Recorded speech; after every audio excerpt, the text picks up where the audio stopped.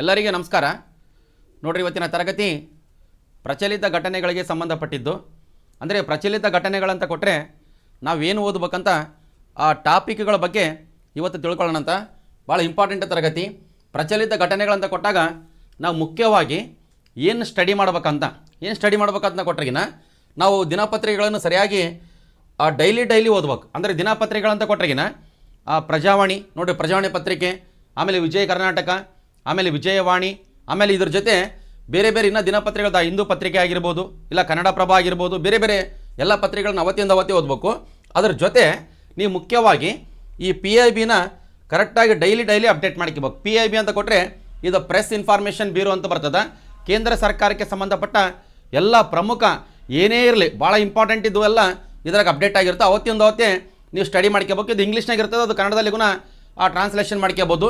ಮತ್ತು ಇದ್ರ ಜೊತೆ ನೀವು ಪ್ರತಿ ತಿಂಗಳು ಮಾರ್ಚ್ ಆಫ್ ಕರ್ನಾಟಕ ಮತ್ತು ವಾರ್ತಾ ಜನಪದ ಅಂತ ಸಿಗ್ತದೆ. ಅದಕ್ಕೂ ನೀವು ಪ್ರತಿ ತಿಂಗಳನ್ನ ಉಚಿತವಾಗಿ ಸಿಗ್ತದೆ ಆನ್ಲೈನಾಗ. ಅದನ್ನಾಗೂ ಅಪ್ಡೇಟ್ ಮಾಡ್ಕೋಬೇಕಾಗ್ತದೆ. ನೀವು ಡೈಲಿ ದಿನಪತ್ರಿಕೆಗಳನ್ನು ಕರೆಕ್ಟಾಗಿ ಓದಿದ್ದೇ ಆದರೆ ನೀವು ಪ್ರಚಲಿತ ಘಟನೆಗಳನ್ನು ಯಾವುದು ಏನು ಮಾಡೋದೇ ಬೇಕಾಗಲ್ಲ, ಅಷ್ಟು ಇಂಪಾರ್ಟೆಂಟೇ ನಿಮಗೆ ಸಿಗ್ತಾವೆ. ಕರೆಕ್ಟಾಗಿ ಗಮನಿಸ್ಬೇಕಾಗ್ತದೆ. ಯಾಕಂದರೆ ಪ್ರಚಲಿತ ಘಟನೆಗಳು ಡೈಲಿ ಅಪ್ಡೇಟ್ ಮಾಡಿದರೆ ಮತ್ತು GKಗೆ ಸಂಬಂಧಪಟ್ಟ ಎಲ್ಲ ಅಂಕಿಅಂಶಗಳಿಗೂ ಅದರಾಗ ಸಿಗ್ತಾವೆ.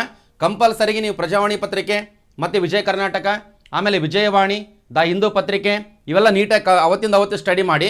ಆಮೇಲೆ PIB ನೀವು ಗೂಗಲ್ನಾಗ ಹೋಗಿ PIB ಅಂತ ಟೈಪ್ ಮಾಡಿದ್ರೆ ಸಾಕು. PIB ಅಂತ ಹೊಡೆದುವಾಗ ಆಟೋಮೆಟಿಕ್ ಬರ್ತದೆ. ಅದರಲ್ಲಿ ಮತ್ತೆ ಅವತ್ತೇ ಅಪ್ಡೇಟ್ಸ್ ಸಿಗ್ತಾವೆ. ಕರೆಕ್ಟಾಗಿ ಗಮನಿಸ್ಬೇಕು. ಮತ್ತು ಭಾಳ ಇಂಪಾರ್ಟೆಂಟು ವೆಬ್ಸೈಟ್ ಐತಿದೆ. ಯಾವುದಂತ ಕೊಟ್ಟರೆ PIB. ಅದ್ರ ಜೊತೆ ಮಾರ್ಚ್ ಆಫ್ ಕರ್ನಾಟಕ, ವಾರ್ತಾ ಜನಪದ ಅಂದರೆ ನಮ್ಮ ಕರ್ನಾಟಕ ರಾಜ್ಯಕ್ಕೆ ಸಂಬಂಧಪಟ್ಟಿದ್ದು ಅವೆಲ್ಲ ಇನ್ಫಾರ್ಮೇಷನ್ ಇರ್ತಾವೆ. ಮತ್ತು ಮುಂದೆ ಬರ್ತಾ ಇನ್ನೂ ಬೇರೆ ಹೇಳ್ತೀನಂತ.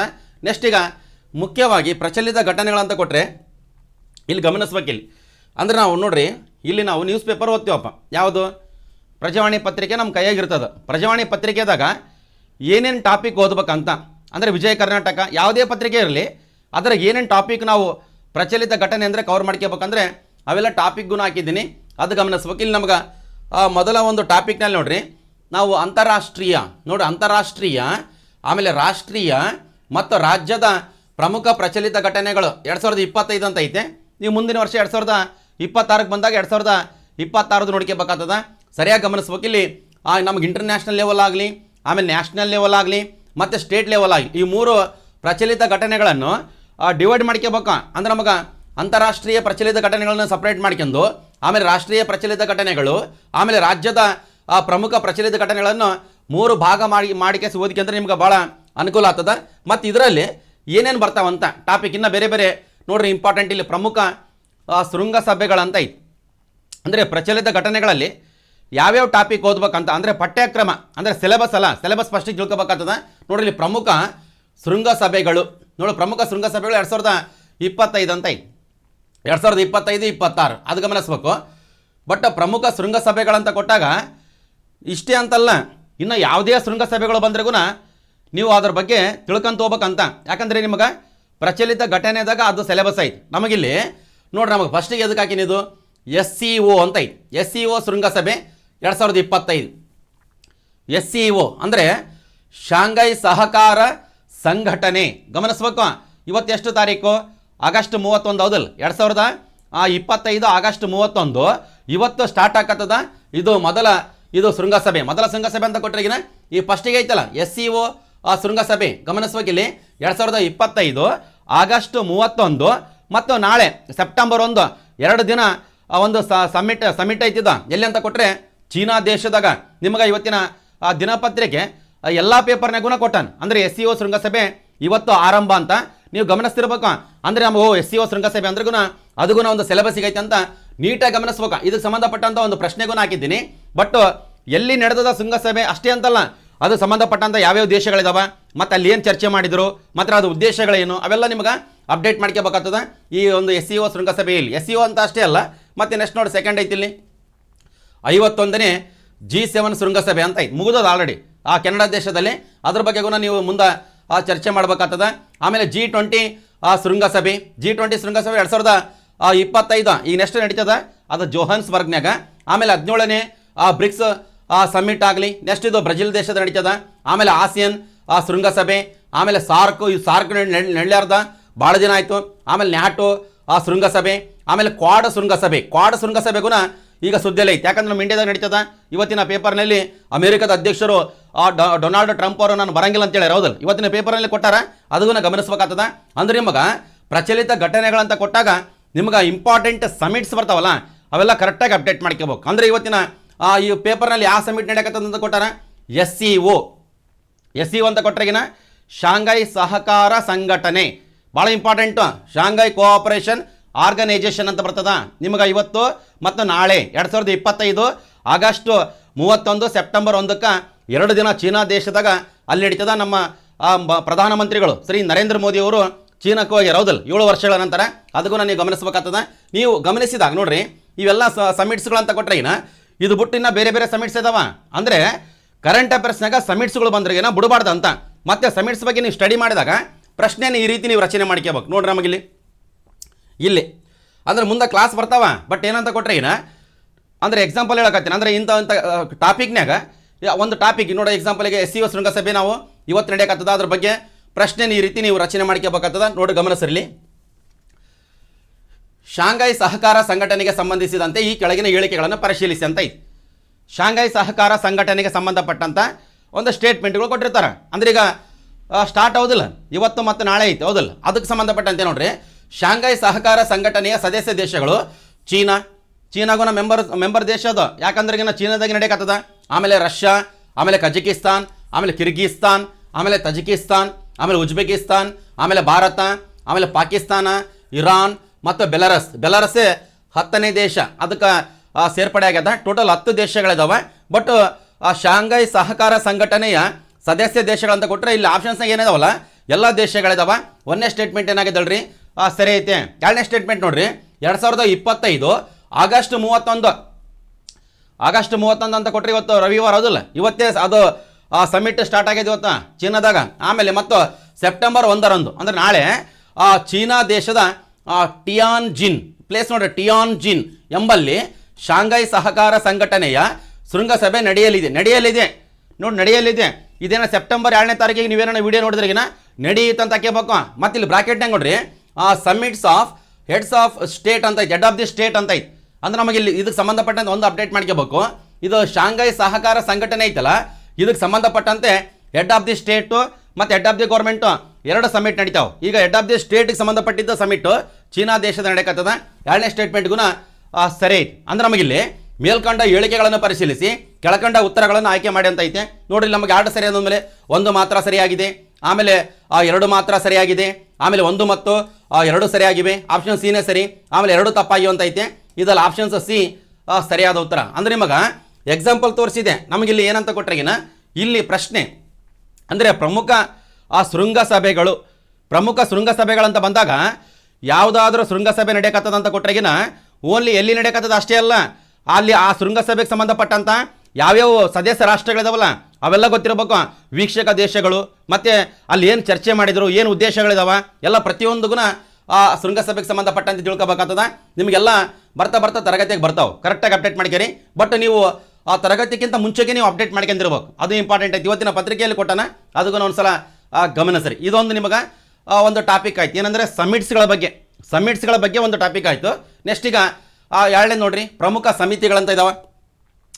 ಪ್ರಮುಖ ಸಮಿತಿಗಳು ಅಂದರೆ ಆಯೋಗಗಳು ನೋಡ್ರಿ. 2025-26 ನಿಮ್ಗೆ ಯಾವುದೇ ಇರಲಿ ಹಳೆ ಸಮಿತಿಗಳಿಗೂ ಇಂಪಾರ್ಟೆಂಟ್ ಆಗ್ತವೆ. ಅದ್ರಾಗ ರೀಸೆಂಟ್ ಸುದ್ದಿಯಲ್ಲಿದ್ದು ನ್ಯಾಯಮೂರ್ತಿ HN ನಾಗಮೋಹನ್ ದಾಸ್ ಸಮಿತಿ ನೋಡ್ರಿ, ಭಾಳ ಇಂಪಾರ್ಟೆಂಟು. ಒಳ ಮೀಸಲಾತಿಗೆ ಸಂಬಂಧಪಟ್ಟಿದ್ದು ಹೌದು. ನಮಗೆ ಒಳ ಮೀಸಲಾತಿಗೆ ಸಂಬಂಧಪಟ್ಟಿದ್ದಂತ ಕೊಟ್ಟರೆಗಿನ ಅಲ್ಲಿ ಆಂಧ್ರ ಪ್ರದೇಶ ಮತ್ತು ತೆಲಂಗಾಣ ಬೇರೆ ಸ್ಟೇಟ್ನಾಗೂ ಒಳ ಮೀಸಲಾತಿ ಜಾರಿ ಮಾಡಿರಲ್ಲಪ್ಪ. ಆ ಒಂದು ರಾಜ್ಯದಾಗ ಆ ಸಮಿತಿಯ ಮುಖ್ಯಸ್ಥರು ಯಾರಾಗಿದ್ದಾರೆ ಅಂತ ತಿಳ್ಕೋಬೇಕು. ಮತ್ತು ನಮಗೆ ಆ ನ್ಯಾಯಮೂರ್ತಿ HN ನಾಗಮೋಹನ್ ದಾಸ್ ಆ ಸಮಿತಿ ಮೊನ್ನೆ ರೀಸೆಂಟಾಗಿ ರಿಪೋರ್ಟ್ ಕೊಡ್ತಲ್ಲ, ಆ ರಿಪೋರ್ಟ್ನಾಗ ಏನೇನಿದೆ ಅಂತಗೂ ನಿಮ್ಗೆ ಗೊತ್ತಿರಬೇಕು. ಮತ್ತು ಆಮೇಲೆ 2ನೇ ನೋಡ್ರಿ, ಒಂದು ದೇಶ ಒಂದು ಚುನಾವಣೆ ಸಮಿತಿ, ಮಾಜಿ ರಾಷ್ಟ್ರಪತಿ ರಾಮನಾಥ ಕೋವಿಂದ್ ಅವರ ನೇತೃತ್ವದಲ್ಲಿ ನೇಮಕ ಮಾಡಲಾಗಿದೆ ಹೌದಲ್ಲ. ಅಂದರೆ ನೀವೇನು ಗಮನಿಸ್ಬೇಕಂತ ಕೊಟ್ಟರೆಗಿನ ಮೇನ್ ಪ್ರಮುಖ ಸಮಿತಿಗಳು ಅದ್ರ ಮೇಲೆ ಪ್ರಶ್ನೆ ಕೊಡ್ತಾನೆ. ಮತ್ತೆಲ್ಲ ಒಂದಿವ್ಸ ಬರೆದಾಗೂ ನೀವು ಬರ್ತಾವೆ. ಮತ್ತು ಬೇರೆ ಸಮಿತಿಗಳು ಯಾವ್ಯಾವ ಬರ್ತಾವಲ್ಲ ಎಲ್ಲ ಅಪ್ಡೇಟ್ ಮಾಡ್ಕೋಬೇಕು. ಅವತ್ತೇ ನೀವು ದಿನಪತ್ರಿಕೆಗಳು ನೋಡಿಕೆ ಸ್ಟಡಿ ಮಾಡಿದ್ರಿಗಿನ ಅನುಕೂಲ ಆಗಿಬಿಡ್ತದೆ, ಭಾಳ ಇಂಪಾರ್ಟೆಂಟ್. ನೆಕ್ಸ್ಟ್ ಈಗ ಪ್ರಮುಖ ನೇಮಕಾತಿಗಳು ನೋಡ್ರಿ, ಪ್ರಮುಖ ಇದೊಂದು ಟಾಪಿಕ್. ಪ್ರಮುಖ ನೇಮಕಾತಿಗಳ ಬಗ್ಗೆ ತಿಳ್ಕೊಬೇಕು. ಪ್ರಮುಖ ನೇಮಕಾತಿಗಳು ಅಂದರೆ ಏನು ಅಪಾಯಿಂಟ್ಮೆಂಟ್ ಆತವಲ್ಲ, ಅವ್ರು ಯಾರ್ಯಾರು ಯಾವ ಹುದ್ದೆಗೆ ಅಪಾಯಿಂಟ್ ಆಗ್ಯಾರ ಅಂತ ಒಂದಿವ್ಸ ವಿರುದ್ಧ ಬರ್ತಾವೆ. ನೋಡ್ರಿ, ಇಲ್ಲಿ ಇವತ್ತಿನ ಪೇಪರ್ನಾಗ ನಮಗೆ ಕರ್ನಾಟಕದ ಪೊಲೀಸ್ ಮಹಾನಿರ್ದೇಶಕರು ಅಂತ ಐತಿ. ಇವತ್ತಿನ ಪತ್ರಿಕೆಯಲ್ಲಿ ಕೊಟ್ಟಿರೋದಿಲ್ಲ ನಮಗಿಲ್ಲಿ ಡಾಕ್ಟರ್ MA ಸಲೀಂ ಅಂದರೆ ಕರ್ನಾಟಕದ DG ಮತ್ತು IGP ಅಂತ, DG ಆ್ಯಂಡ್ IGP ಗಮನಿಸ್ಬೇಕಿಲ್ಲಿ. ಅಂದರೆ director general and inspector general of police. ಅಂದರೆ ಇವತ್ತಿನಿಂದ ಏನಂತ ಕೊಟ್ಟರೆ ಕಾಯಂ ಆಗಿ ಇವರು ನೇಮಕ ಆದರು. ಇವತ್ತಿನ ಪ್ರಜಾವಾಣಿ ಪತ್ರಿಕೆ, ವಿಜಯ ಕರ್ನಾಟಕ ಪತ್ರಿಕೆ, ಬೇರೆ ಬೇರೆ ಪತ್ರಿಕೆಯನ್ನು ಗಮನಿಸಿದ್ರಿಗಿನ ಗೊತ್ತಾಗ್ಬಿಡ್ತದೆ ನಿಮ್ಗೆ. 43ನೇ DG ಮತ್ತು IGP ಆಗಿ ಅಪಾಯಿಂಟ್ ಆಗ್ಯಾರ. ಮತ್ತೆ ನೋಡ್ರಿ, ಆಮೇಲೆ ಕೆಳಗಡೆ ಅಂತಾರಾಷ್ಟ್ರೀಯ ಒಲಿಂಪಿಕ್ ಸಮಿತಿಯ ಮುಖ್ಯಸ್ಥರು ಕ್ರಿಸ್ಟಿ ಕೋವೆಂಟ್ರಿ ರೀಸೆಂಟಾಗಿ ಅಂದರೆ 2025ಗೆ ನೇಮಕ ಆಗಿದ್ದು. ಆಮೇಲೆ UPSC ಚೇರ್ಮನ್ ಅಜಯ್ ಕುಮಾರ್ ಅಂತ.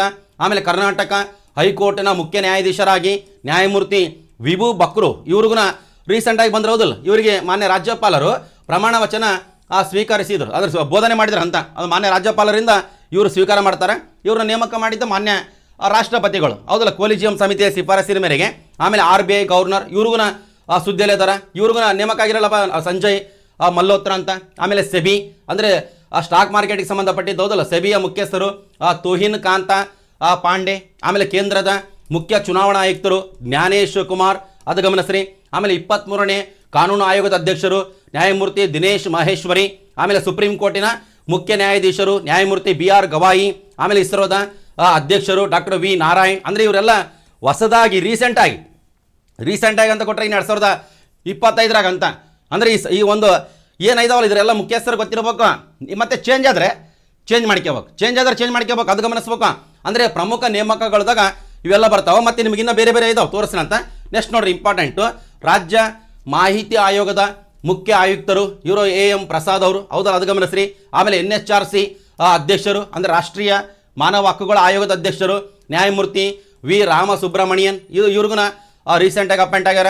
ರಾಜ್ಯ ಹಿಂದುಳಿದ ವರ್ಗಗಳ ಆಯೋಗದ ಅಧ್ಯಕ್ಷರು ಮಧುಸೂದನ್ ನಾಯಕ್. ಆಮೇಲೆ ಕರ್ನಾಟಕ ಅರಣ್ಯ ಪಡೆಯ ಮೊದಲ ಮಹಿಳಾ ಮುಖ್ಯಸ್ಥರು ಮೀನಾಕ್ಷಿ ನೇಗಿ. ಆಮೇಲೆ ಅಂತ ಐತಲ್ಲಪ್ಪ, ಅಂತ ಕೊಟ್ರಗಿನ ರಿಸರ್ಚ್ ಆ್ಯಂಡ್ ಅನಾಲಿಸಿಸ್ ವಿಂಗ್ ಐತಲ್ಲ, ಅದರ ಚೀಫ್ ಆಗಿ ಪರಾಗ್ ಜೈನ್ ಅವರು ಅಪಾಯಿಂಟ್ ಆಗ್ಯಾರ. ಅಂದರೆ ನೀವು ಏನು ತಿಳ್ಕೊಬೇಕಂತ ಕೊಟ್ರಗಿನ, ನೀವು ದಿನಪತ್ರಿಕೆ ಓದ್ತಿರ್ತೀರಪ್ಪ, ಅಂದರೆ ಪ್ರಜಾವಾಣಿ ಪತ್ರಿಕೆ ಓದ್ತಿರ್ತೀರಿ. ಈಗ ಯಾವುದಾನ ಒಂದು ಮುಖ್ಯಸ್ಥರು ಹಿಂಗೆ ಚೇಂಜ್ ಆದ್ರ ಅಂತ ಕೊಡ್ತಾನೆ. ಅಂದರೆ ರಿಸರ್ಚ್ ಆ್ಯಂಡ್ ಅನಾಲಿಸಿಸ್ ವಿಂಗ್. ಅವಾಗ ಬಗ್ಗೆ ನೀವು ಸಂಪೂರ್ಣ ತಿಳ್ಕೊಬೇಕು. ಅದರ ಪ್ರಧಾನ ಕಚೇರಿ ಸ್ಥಾಪನೆ ಆಗಿದ್ದು, ಅದರ ಕೆಲಸ ಏನು, ಅದರ ಏನು ಮುಖ್ಯಸ್ಥರು ಇದಾರಲ್ಲಪ್ಪ, ಅವ್ರು ಯಾರು ಬಂದಾರ, ಅವ್ರಿಗಿಂತ ಮುಂಚೆ ಯಾರಿದ್ರು, ಅವೆಲ್ಲ ಪ್ರತಿಯೊಂದಿಗೂ ಅಪ್ಡೇಟ್ ಮಾಡ್ಕೋಬೇಕಾಗ್ತದೆ. ಯಾವುದೇ ಒಂದು ಇಂಪಾರ್ಟೆಂಟ್ ನೇಮಕಾತಿ ಹೊಂದಿದ್ರಿಗಿನ ಅದ್ರ ಬಗ್ಗೆ ತಿಳ್ಕೊಬೇಕು. ಈಗ NHRC ಅಧ್ಯಕ್ಷರು ಅಂತ ಚೇಂಜ್ ಆಗ್ತಾರೆ ಬೈ ಚಾನ್ಸ್ ಆದ್ರಿಗಿನ, ಅವಾಗ NHRC ಬಗ್ಗೆ ಎಲ್ಲ ಪ್ರತಿಯೊಂದಿಗೂ ಅಪ್ಡೇಟ್ ಮಾಡ್ಕೋಬೇಕಾಗ್ತದ. ಯಾಕಂದರೆ ಸ್ಟೇಟ್ಮೆಂಟ್ ವೈಸ್ ಪ್ರಶ್ನೆಗಳು ಬರೋದ್ರಿಂದ ಇವೆಲ್ಲ ಅಪ್ಡೇಟ್ ಮಾಡ್ಕೋಬೇಕು. ನಿಮಗೆ ನೇಮಕಗಳು ಅಂತ ಬಂದರೆ ಇವೆಲ್ಲ ಅಪ್ಡೇಟ್ ಮಾಡ್ಕೋಬೇಕು. ಅಂದರೆ ನಿಮಗೆ ರೀಸೆಂಟಾಗಿ ನೋಡ್ರಿ, ಇವತ್ತಿನ ಪತ್ರಿಕೆಯಲ್ಲಿ ಕರ್ನಾಟಕದ ಪೊಲೀಸ್ ಮಹಾನಿರ್ದೇಶಕರು ಅಂತ ಬಂದದಲ್ಲ, ಆಮೇಲೆ ಡಾಕ್ಟರ್ MA ಸಲೀಂ ಅವ್ರ ಬಗ್ಗೆ ಏನು ಕೊಟ್ಟಾರಲ್ಲ, ಎಲ್ಲ ನೀಟಾಗಿ ಒಂದು ಪುಟದಲ್ಲಿ ಬರೆದಿಟ್ಕೋಬೇಕು. ಅವಾಗ ನಿಮಗೆ ಭಾಳ ಅನುಕೂಲ ಆಗ್ತದೆ. ಮತ್ತು ಇದಕ್ಕೆ ಸಂಬಂಧಪಟ್ಟಂತೆ ಪ್ರಶ್ನೆ ಹೆಂಗೆ ಬರ್ತಾವೆ ಸರ್, ನಮಗೆ ಇದೇನು ಸಿಂಗಲ್ ಲೈನ್ ಬರ್ತಾವೆ? ಸಿಂಗಲ್ ಲೈನ್ ಅಲ್ಲ, ಒಂದಿಸಿ ಬರೆದ ಬರ್ತಾವ. ಒಂದಿಸಿ ಬರೀರಿ ಅಂತ ಕೊಟ್ರೆಗಿನ ಇಲ್ಲೇ ಐತೆ ನೋಡ್ರಿ ಇಂಪಾರ್ಟೆಂಟ್. ಇಲ್ಲಿ ಅದಕ್ಕೆ ಸಂಬಂಧಪಟ್ಟ ಪ್ರಶ್ನೆನೇ ಭಾಳ ಸಿಂಪಲ್ ಆಗಿ ಇವತ್ತಿನ ತರಗತಿ ಪಠ್ಯಕ್ರಮ ಅಂತ ಸಿಲೆಬಸ್ ತಿಳ್ಕೊಬೇಕು. ಫಸ್ಟಿಗೆ ನೀವೇನೇ ಸ್ಟಡಿ ಮಾಡಿದ್ರೂ ಸಿಲೆಬಸ್ ಭಾಳ ಇಂಪಾರ್ಟೆಂಟ್ ಆಗ್ತದೆ. ನೆಕ್ಸ್ಟ್ ನೋಡ್ರಿ, ಇಲ್ಲಿ ಪಟ್ಟಿ 1 ಮತ್ತು ಪಟ್ಟಿ 2 ಹೊಂದಿಸಿ ಮತ್ತು ಕೆಳಗಿನ ಪಟ್ಟಿಯಲ್ಲಿ ಕೊಟ್ಟಿರುವ ಕೋಡನ್ನು ಬಳಸಿ ಸರಿಯಾದ ಉತ್ತರವನ್ನು ಆಯ್ಕೆ ಮಾಡಿ ಅಂತ ಐತೆ. ಈಗ ಲೆಫ್ಟ್ ಸೈಡಿಗೆ ಪಟ್ಟಿ 1 ಐತೆ, ಈ ರೈಟ್ ಸೈಡಿಗೆ ಪಟ್ಟಿ 2 ಐತೆ. ನಮಗಿಲ್ಲಿ ಕೇಂದ್ರದ ಮುಖ್ಯ ಚುನಾವಣಾ ಆಯುಕ್ತರು ಅಂತ ಕೊಟ್ಟಿರ್ತಾನೆ. ಆಮೇಲೆ RBI ಗವರ್ನರ್ ಅಂತ ಐತೆ. ಆಮೇಲೆ NHRC ಮುಖ್ಯಸ್ಥರು ಅಂತ ಐತೆ. ಆಮೇಲೆ ಕರ್ನಾಟಕ ಪೊಲೀಸ್ ಇಲಾಖೆಯ ಮಹಾನಿರ್ದೇಶಕರು ಅಂತ ಐತೆ. ಈ ಕಡೆ ಸಂಜಯ್ ಮಲ್ಹೋತ್ರ, ನ್ಯಾಯಮೂರ್ತಿ V ರಾಮಸುಬ್ರಮಣಿಯನ್, ಆಮೇಲೆ ಜ್ಞಾನೇಶ್ ಕುಮಾರ್, ಡಾಕ್ಟರ್ MA ಸಲೀಂ ಅಂತ ಐತೆ. ನೋಡ್ರಿ, ಈ ಕಡೆ ಇವ್ರನ್ನ ಗಮನಿಸ್ಬೇಕಾ. ಇಲ್ಲಿ ಕೆಳಗೆ ಕೊಟ್ಟಿರುವ ಕೋಡನ್ನು ಬಳಸಿಕೊಂಡು ಸರಿಯಾದ ಉತ್ತರವನ್ನು ಆಯ್ಕೆ ಮಾಡಿ ಅಂತ ಕೊಟ್ಟಿರ್ತಾನೆ. ಅಂದರೆ ಇಲ್ಲಿ ಏನು ಗಮನಿಸ್ಬೇಕಂದ್ರೆ, ನಿಮಗೆ RBI ಗವರ್ನರ್ ಯಾರು ಅಂತ ಸಿಂಗಲ್ ಲೈನ್ ಕೊಡೋಂಗಿಲ್ಲ. ಬೈ ಚಾನ್ಸ್ ಬಂದರೆ ಈಸಿ, RBI ಗವರ್ನರ್ ಯಾರು ಅಂತ ಕೇಳೋಂಗಿಲ್ಲ. 4 ಕೊಡ್ತಾನೆ, ಒಂದು ಯಾವುದನ್ನು ಈ ಕಡೆ 4 ಸಂಬಂಧಪಟ್ಟಂತೆ ಈ ಕಡೆ ಯಾರು ಅಂತ ಕೊಟ್ಟಿರ್ತಾನೆ. ಅದು ನೋಡಿ ಇದೇ ಟೈಪ್ ಕೊಟ್ಟಿರ್ತಾನೆ. ಈಗ ಕೇಂದ್ರದ ಮುಖ್ಯ ಚುನಾವಣಾ ಆಯುಕ್ತರು ಅಂತ ಕೊಟ್ಟರೆ ಈ ಕಡೆ ಏನು ಜೋಡಿಸ್ಬೇಕು ನಾವಿಲ್ಲಿ? ಈಗ 1ನೇದಕ್ಕೆ 3ನೇದು ಹೌದಲ್ಲ, ಜ್ಞಾನೇಶ್ ಕುಮಾರ್. ನಮಗಿಲ್ಲಿ ಹೇಗೆ 1ನೇ 3ನೇದು ಅಂತ ಕೊಟ್ಟರೆ ಇಲ್ಲಿ ಫಸ್ಟಿಗೆ 3 ಬರೋಕಲ್ಲಪ್ಪ, ಇಲ್ಲಿ 4 ಐತೆ, ಇದಲ್ಲ, ಹೌದಿಲ್ಲ, ಇದು 4 ಐತೆ ಅಲ್ಲ, ಇಲ್ಲಿಗೂ 4 ಐತೆ, ಇದಲ್ಲ, ಇಲ್ಲಿ 3 ಐತೆ, ಇದಾಗಿರ್ಬೋದು, ಇಲ್ಲಿ 1 ಐತೆ, ಇದು 100% ಸಿನೇ ಉತ್ತರ ಸರಿ. ನೋಡ್ರಿ ಇನ್ನೊಂದ್ಸಲ ಬೇಕಾದ್ರೆ RBI ಗವರ್ನರ್ ಯಾರು? ಸಂಜಯ್ ಮಲ್ಹೋತ್ರ. 2ನೇದಕ್ಕೆ 1ನೇದು ನೋಡಿ, 2ನೇದಕ್ಕೆ 1ನೇದು ಐತೆ, ಅದು ಗಮನಿಸಿ. ಆಮೇಲೆ NHRC ಅಧ್ಯಕ್ಷರು, ಅಲ್ಲಿ ನಮಗೆ ಸಿಗಿ ಎರಡನೇದ್ದು ಹೌದು ನ್ಯಾಯಮೂರ್ತಿ ವಿ ರಾಮಸುಬ್ರಹ್ಮಣ್ಯನ್ ನಮಗಿಲ್ಲಿ ಎರಡನೇದು ಐತೆ. ಆಮೇಲೆ ಕರ್ನಾಟಕದ ಪೊಲೀಸ್ ಇಲಾಖೆ ಮಹಾನಿರ್ದೇಶಕರು ಕೊಟ್ಟರೆ ಡಾಕ್ಟರ್ ಎಮ್ ಎ ಸಲೀಂ ನಮಗೆ ನಾಲ್ಕನೇದು. ಅಂದರೆ ಈ ರೀತಿ ರೆಡಿ ಮಾಡ್ಕೋಬೇಕಂತ ಭಾಳ ಇಂಪಾರ್ಟೆಂಟು. ಕರೆಕ್ಟಾಗಿ ಅಪ್ಡೇಟ್ ಮಾಡ್ತೀರಿ, ಯಾಕಂದರೆ ಸ್ಟೇಟ್ಮೆಂಟ್ ವೈಸೇ ಪ್ರಶ್ನೆಗಳು ಬರ್ತಾವೆ, ಭಾಳ ಇಂಪಾರ್ಟೆಂಟ್. ನೆಕ್ಸ್ಟ್ ಈಗ ಪ್ರಮುಖ ಕ್ರೀಡಾಕೂಟಗಳು ಅಂದರೆ ಪ್ರಮುಖ ಕ್ರೀಡಾಕೂಟಗಳು ಇಂಟರ್ನ್ಯಾಷನಲ್ ಆಗಲಿ, ನ್ಯಾಷನಲ್ ಆಗಲಿ, ಸ್ಟೇಟ್ ಲೆವೆಲ್ ಆಗಲಿ, ಇದ್ರ ಬಗ್ಗೆಗೂ ನಾವು ನೋಡ್ಕೊಂತಿರ್ಬೇಕು. ನಾವು ಪ್ರಜಾವಾಣಿ ಪತ್ರಿಕೆ ಡೈಲಿ ಹಿಂಗೆ ತೆರೆಯಕತ್ತೀವಿ ಅಂದ್ರೆ ಅಲ್ಲಿ ನೋಡ್ಬೇಕು, ಯಾವ್ದಾನ ಅಪಾಯಿಂಟ್ಮೆಂಟ್ ಆಗಿದ್ದೇನೋ, ಇಲ್ಲಾಂದ್ರೆ ಯಾವ್ದಾನ ಶೃಂಗಸಭೆ ಸ್ಟಾರ್ಟ್ ಆಗಿದ್ದೇನೋ, ಇಲ್ಲಾಂದ್ರೆ ಯಾವ್ದಾನ ಕ್ರೀಡಾಕೂಟಗಳು ನಡೆಯಕತ್ತವೇನು ಇಂಪಾರ್ಟೆಂಟ್ ಇರ್ಬೇಕಂದ್ರೆ ಅಂದರೆ ಇಂಟರ್ನ್ಯಾಷನಲ್, ನ್ಯಾಷನಲ್ಲು ಮತ್ತು ಸ್ಟೇಟ್ ಲೆವೆಲ್ಗೆ ಸುದ್ದಿಯಲ್ಲಿ ಇರ್ಬೇಕು ಅವು. ಅದು ನಮಗೆ ಇದ್ರಾಗ ಒಲಿಂಪಿಕ್ ಕ್ರೀಡಾಕೂಟ 2024 ನೋಡಿ. 2024 ಅಂದ್ರೆಗಿನ ನೆಕ್ಸ್ಟ್ 2028 ನಡೀತಾವೆ ಲಾಸ್ ಏಂಜಲೀಸ್ನಾಗ. ಅದಾದ್ಮೇಲೆ 2032 ಬ್ರಿಸ್ಬನ್ ನಡೀತಾವೆ, ಆಸ್ಟ್ರೇಲಿಯಾ ದೇಶದ ಬ್ರಿಸ್ಬನ್. ಈಗ 2024 ನಡೆದವ ಅಂದ್ರೆಗಿನ ನೆಕ್ಸ್ಟ್ 2028 ತಾನು ಇದೇ ಇಂಪಾರ್ಟೆಂಟ್. ಯಾವುದು 2024 ಪ್ಯಾರಿಸ್ ಒಲಿಂಪಿಕ್ ಕ್ರೀಡಾಕೂಟ ಹೌದಿಲ್ಲ. ಅಲ್ಲಿ ನಮ್ಮ ಭಾರತಕ್ಕೆ ಎಷ್ಟು ಪದಕಗಳು ಬಂದಾವ, ಅಲ್ಲಿ ಉದ್ಘಾಟನಾ ಸಮಯದಲ್ಲಿ ಯಾರು ರಾಷ್ಟ್ರಧ್ವಜ ನಡೆದಿದ್ರು, ಆಮೇಲೆ ಸಮಾರೋಪ ಸಮಾರಂಭದಲ್ಲಿ ಯಾರು ಹಿಡಿದ್ರು ಅಂತೆಲ್ಲ ಪ್ರತಿಯೊಂದು ಗುಣ ನೀವು ತಿಳ್ಕೊಬೇಕಾಗ್ತದ, ಕರೆಕ್ಟಾಗಿ ತಿಳ್ಕೊಬೇಕು. ಯಾಕಂದರೆ ಒಲಿಂಪಿಕ್ಸ್ ಗೇಮ್ಸ್ ಅಂದ್ರೆಗಿನ ಒಂದು ಪ್ರಶ್ನೆ 2 ಪ್ರಶ್ನೆ ಬರುವಂಥ ಸಾಧ್ಯತೆ ಇರ್ತದೆ. ಬಟ್ 2024 ಅಂದರೆ ನಾವು 25 ದಿವಸ 2024 ಯಾಕಂದ್ರೆಗಿನ 28 ತನಕ ಅದು ಇಂಪಾರ್ಟೆಂಟೇ. ಅದು 28 ಅಲ್ಲ 28 ನಡೆದಿಲ್ಲ ಅಂತ ಕರೆ, ಅದಕ್ಕಿಂತ ಮುಂಚೆಗೆ ಅದು ಇಂಪಾರ್ಟೆಂಟೇ.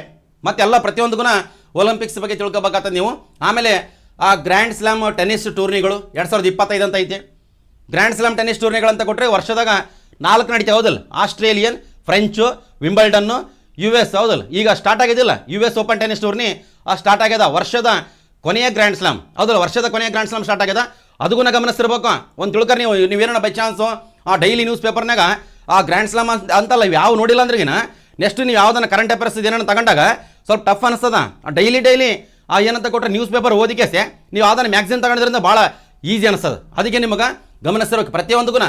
ಈಗ ನೋಡ್ರಿ ಗ್ರ್ಯಾಂಡ್ ಸ್ಲಾಮ್ ಅಂದ ತಕ್ಷಣನೇ US ಓಪನ್ ಟೆನ್ನಿಸ್ ಟೂರ್ನಿ ಈಗ ಆಲ್ರೆಡಿ ಸ್ಟಾರ್ಟ್ ಆಗ್ಯದ. US ಓಪನ್ ಟೆನ್ನಿಸ್ ಟೂರ್ನಿ ಅವತ್ತಿಂದ ಅವತ್ತೇ ನೋಡ್ಬೇಕು ಯಾವ ಸ್ಪೋರ್ಟ್ಸ್ ಮ್ಯಾನು ಏನು ಆಡಕತ್ತಾನ, ಎಲ್ಲಿಗೆ ಬಂದಾನ, ಯಾರು ಫೈನಲಿಗೆ ಬಂದರು, ಅವೆಲ್ಲ ಯಾರು ಗೆದ್ದರು ಅವೆಲ್ಲ ಗಮನಿಸಿದಾಗ ನಿಮಗೆ ನೆಕ್ಸ್ಟ್ ಮ್ಯಾಗ್ಝಿನ್ ತಗೊಂಡಾಗ ಭಾಳ ಅನುಕೂಲ ಆಗಿಬಿಡ್ತದೆ. ಭಾಳ important grand slam tennis tourney ಬಗ್ಗೆ ಗುಣ ನೀವು ತಿಳ್ಕೊಬೇಕು. ವರ್ಷದ ಕೊನೆಯ ಗ್ರ್ಯಾಂಡ್ ಸ್ಲಾಮ್ ಇದು US, first Australian open tennis tourney, ಅದಾದಮೇಲೆ ಫ್ರೆಂಚು, ಅದಾದಮೇಲೆ ವಿಂಬಲ್ಡನ್, ಅದಾದಮೇಲೆ US ಅಂತ ಇದಕ್ಕೂ ನೀವು ಅಪ್ಡೇಟ್ ಮಾಡ್ಕೋಬೇಕಾಗ್ತದೆ. ಆಮೇಲೆ ವಿಶ್ವ ಚೆಸ್ ಚಾಂಪಿಯನ್ಶಿಪ್ 2024 ರೀಸೆಂಟಾಗಿ ಮುಗಿತು, ಅದು ನೋಡಬೇಕು. ಆಮೇಲೆ 38ನೇ ರಾಷ್ಟ್ರೀಯ ಕ್ರೀಡಾಕೂಟ 2025, 38ನೇ ರಾಷ್ಟ್ರೀಯ ಕ್ರೀಡಾಕೂಟ ಅದ್ರ ಬಗ್ಗೆ ಗುಣ ಅಂದರೆ ನ್ಯಾಷನಲ್ ಗೇಮ್ಸ್ ಅಂತ ಬರ್ತಾವಲ್ಲ ಅದ್ರ ಬಗ್ಗೆ ಗುಣ ಅಪ್ಡೇಟ್ ಮಾಡ್ಕೋಬೇಕಾಗ್ತದ. ಆಮೇಲೆ ರಣಜಿ ಟ್ರೋಫಿ 2024-25, ಆಮೇಲೆ 18ನೇ ಆವೃತ್ತಿಯ IPL 2025. ಇವೆಲ್ಲ ಪ್ರತಿಯೊಂದು ಇಷ್ಟೇ ಅಂತಲ್ಲ, ಯಾವುದೇ ಸ್ಪೋರ್ಟ್ಸ್ ಬರಲಿ ಅಂದರೆ ಇಂಟರ್ನ್ಯಾಷನಲ್, ನ್ಯಾಷನಲ್, ಸ್ಟೇಟ್ ಎಲ್ಲ ಏನಂತ ಕೊಟ್ಟರೆ ನೀಟಾಗಿ ತಿಳ್ಕೊಂಡು ಅದ್ರ ಮೇಲೆ ಪ್ರಶ್ನೆಯನ್ನು ರೆಡಿ ಮಾಡ್ಕೋಬೇಕು. ಅದ್ರ ಮೇಲೆ ಪ್ರಶ್ನೆ ಹೆಂಗೆ ರೆಡಿ ಮಾಡ್ಕೋಬೇಕಂದ್ರೆ ಒಂದು ನಮಗೆ ರಣಜಿ ಟ್ರೋಫಿ ಬಗ್ಗೆ ಪ್ರಶ್ನೆ ಹಾಕಿದ್ದೀವಿ ನೋಡಿ ಇಂಪಾರ್ಟೆಂಟ್. ಈ ರೀತಿ ಪ್ರಶ್ನೆನ ರೆಡಿ ಮಾಡ್ಕೋಬೇಕಂತ ಭಾಳ ಇಂಪಾರ್ಟೆಂಟು ನೋಡಿ. 2024-25ನೇ ಸಾಲಿನ ರಣಜಿ ಟ್ರೋಫಿಗೆ ಸಂಬಂಧಿಸಿದಂತೆ ಈ ಕೆಳಕಂಡ ಹೇಳಿಕೆಗಳನ್ನು ಪರಿಶೀಲಿಸಿ ಅಂತ ಐತಿ. ಅಂದರೆ ಈ ಒಂದಲ್ಲ ಇದು ಪ್ರತಿಯೊಂದು ಗುಣ ಸ್ಪೋರ್ಟ್ಸ್ ಗೊತ್ತಿರಬೇಕು.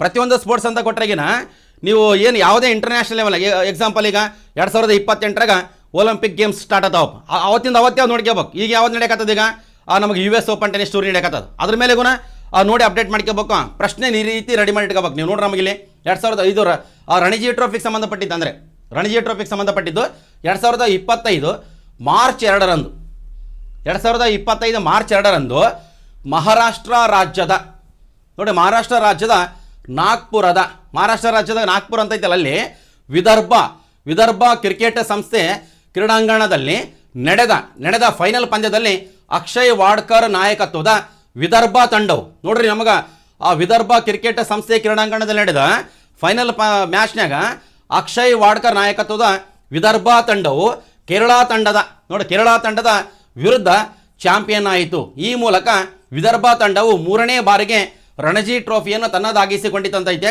ಇದು ಸರಿನಾ ತಪ್ಪಂತ ಗಮನಿಸ್ಬೇಕು ನೀವು. ಅಂದ್ರೆ ನಿಮಗೆ 2025 ಮಾರ್ಚ್ 2ಕ್ಕೆ ಫೈನಲ್ ಮ್ಯಾಚ್ ನಡೆದ್ರೆ ಯಾವ ರಾಜ್ಯದ ನಡೆದದ, ಯಾವ ಪ್ಲೇಸ್ ನಡೆದದ, ಮತ್ತು ಯಾರು ಗೆದ್ರು ಯಾರು ಸೋತರು ಅವೆಲ್ಲ ನಿಮ್ಗೆ ಅಪ್ಡೇಟ್ ಆಗ್ಬೇಕಾಗ್ತದ. ಈ ಸಲ ಗೆದ್ದಿದ್ದೀವ್ರಿ ಯಾವುದಲ್ಲ ವಿದರ್ಭ ತಂಡದವ್ರು ಗೆದ್ದಾರೆ, ಸೋತಿದ್ದು ಕೇರಳದವ್ರು. ಅದು ಇಂಪಾರ್ಟೆಂಟ್. ಅದು ಒಂದೇ ಸ್ಟೇಟ್ಮೆಂಟ್ ಸರಿ ಐತೆ. ಅಂದರೆ ಈ ರೀತಿ ಸ್ಟೇಟ್ಮೆಂಟ್ ರೆಡಿ ಮಾಡ್ಕೋಬೇಕು ನೀವು, ಅವಾಗ ಭಾಳ ಈಸಿ ಅನಿಸ್ತದ. ಆಮೇಲೆ ರಣಜಿ ಟ್ರೋಫಿಯನ್ನು ಅತಿ ಹೆಚ್ಚು ಬಾರಿ ಗೆದ್ದ ತಂಡ ಮುಂಬೈ, ಹೌದು 42 ಸಲ ಗೆದ್ದದ. ಇದಕ್ಕೂ ಸರಿ, ಆಪ್ಷನ್ಸ್ ಬಿ ಸರಿ ಐತೆ. ಆಮೇಲೆ ಕರ್ನಾಟಕವು ಇದುವರೆಗೂ 8 ಬಾರಿ ರಣಜಿ ಟ್ರೋಫಿಯನ್ನು ಗೆದ್ದಿದೆ. ಇದಕ್ಕೂ ಸರಿ 8 ಸಲ ನಾವು ರಣಜಿ ಟ್ರೋಫಿ ಗೆದ್ದಿವಿ. ಆಮೇಲೆ ಭಾರತೀಯ ಕ್ರಿಕೆಟ್ ನಿಯಂತ್ರಣ ಮಂಡಳಿ ರಣಜಿ ಟ್ರೋಫಿಯನ್ನು ಆಯೋಜಿಸುತ್ತದೆ. ಅಂದರೆ BCCI ಅವರೇ ಇದನ್ನು ಕಂಡಕ್ಟ್ ಮಾಡ್ತಾರೆ. ಆಪ್ಷನ್ಸ್ ಡಿ ಗುಣ ಸರಿ ಐತೆ. ಅಂದರೆ ಈ ರೀತಿ ಪ್ರಶ್ನೆ ಅಂದರೆ ಸ್ಟೇಟ್ಮೆಂಟ್ ವೈಸ್ ಇರಬೇಕು. ಸಿಂಗಲ್ ಲೈನ್ ಈಗ 2024-25 ರಣಜಿ ಟ್ರೋಫಿಯನ್ನು ಗೆದ್ದವರು ಯಾರು ಅಂತ ಕೊಟ್ಟರೆ ಎಲ್ಲರೂ ಆಗ್ತಾರೆ. ಅದೇ ರಣಜಿ ಟ್ರೋಫಿಗೆ ಸಂಬಂಧಪಟ್ಟ ಸ್ಟೇಟ್ಮೆಂಟ್ಗಳು ಕೊಟ್ಟಾಗ ಭಾಳ ಕಷ್ಟ ಆಗಿಬಿಡುತ್ತೆ. ಅದು ಅರ್ಥ ಮಾಡ್ಕೋಬೇಕು. ನೋಡ್ರಿ ಇಲ್ಲಿ ಮೇಲಿನ ಎಷ್ಟು ಪ್ರತಿಪಾದನೆಗಳು ಸರಿಯಾಗಿವೆ. ಮೇಲಿನ ಎಷ್ಟು ಪ್ರತಿಪಾದನೆ ಅಂದರೆ ಎಲ್ಲ ಸರಿ ಇದಾವುದಿಲ್ಲ. ಕೇವಲ 1 ಅಂತ ಕೊಟ್ಟನ, ಕೇವಲ 1 ಅಲ್ಲ, ಅದು ಎಲ್ಲವೂ ಕೇವಲ 2, ಕೇವಲ 3, ಮೇಲಿನ ಎಲ್ಲವೂ ಸರಿಯಾಗಿ, ಮೇಲಿನ ಎಲ್ಲವೂ ಸರಿಯಾಗಿವೆ ಗಮನಿಸ್ಬೇಕಂತ. ಅಂದರೆ ನಿಮಗೆ ಈ ರೀತಿ ಪ್ರಶ್ನೆಗಳನ್ನು ಈ ಒಂದು ಸ್ಪೋರ್ಟ್ಸ್ ಮೇಲೆ ಕ್ರಿಯೇಟ್ ಮಾಡ್ಕೋಬೇಕು ನೀವು. ಯಾವ ಸ್ಪೋರ್ಟ್ಸ್ ಮೇಲೆ?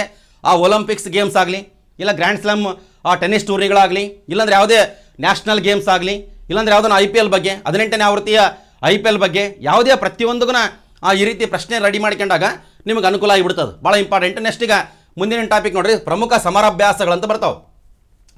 ಪ್ರಮುಖ ಸಮರಾಭ್ಯಾಸಗಳು, ಪ್ರಮುಖ ಮಿಲಿಟರಿ ಎಕ್ಸಸೈಸ್ ಅಂತೀವಲ್ಲ 2025-26 ಇಲ್ಲ ಹಳೆಯ ಹೋಗೋಣ ನೋಡ್ಕೋಬೇಕು ನೀವು.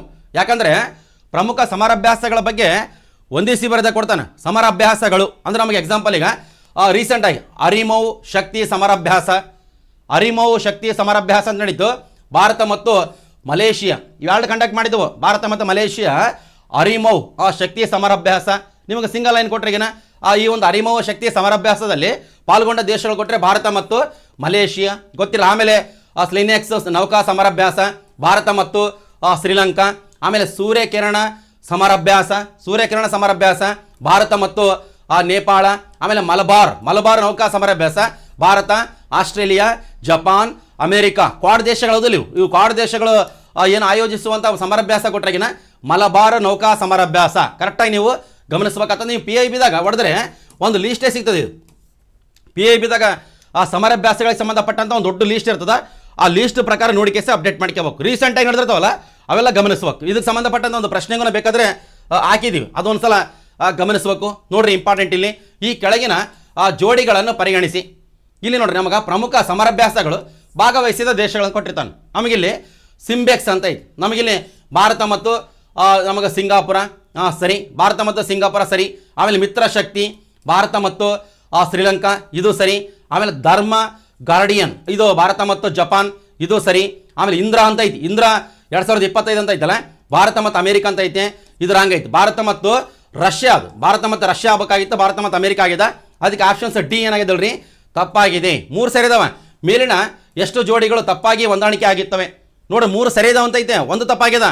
ಇಲ್ಲಿ ಏನು ಕೊಟ್ಟ ನೋಡ್ಬೇಕು, ಗಮನಿಸ್ಬೇಕು. ಇಲ್ಲಿ ಮೇಲಿನ ಎಷ್ಟು ಜೋಡಿಗಳು ತಪ್ಪಾಗಿ ಹೊಂದಾಣಿಕೆ ಆಗುತ್ತವೆ. ತಪ್ಪಾಗಿ ಅಂತ ಕೊಟ್ಟರೆಗಿನ ಒಂದೇ ಜೋಡಿ ಯಾವುದಿಲ್ಲ. ಅದಕ್ಕೆ ನೋಡ್ರಿ ಕೇವಲ 1, ಕೇವಲ 2, ಕೇವಲ 3, ಮೇಲಿನ ಎಲ್ಲ ಅಂತ ಐತೆ.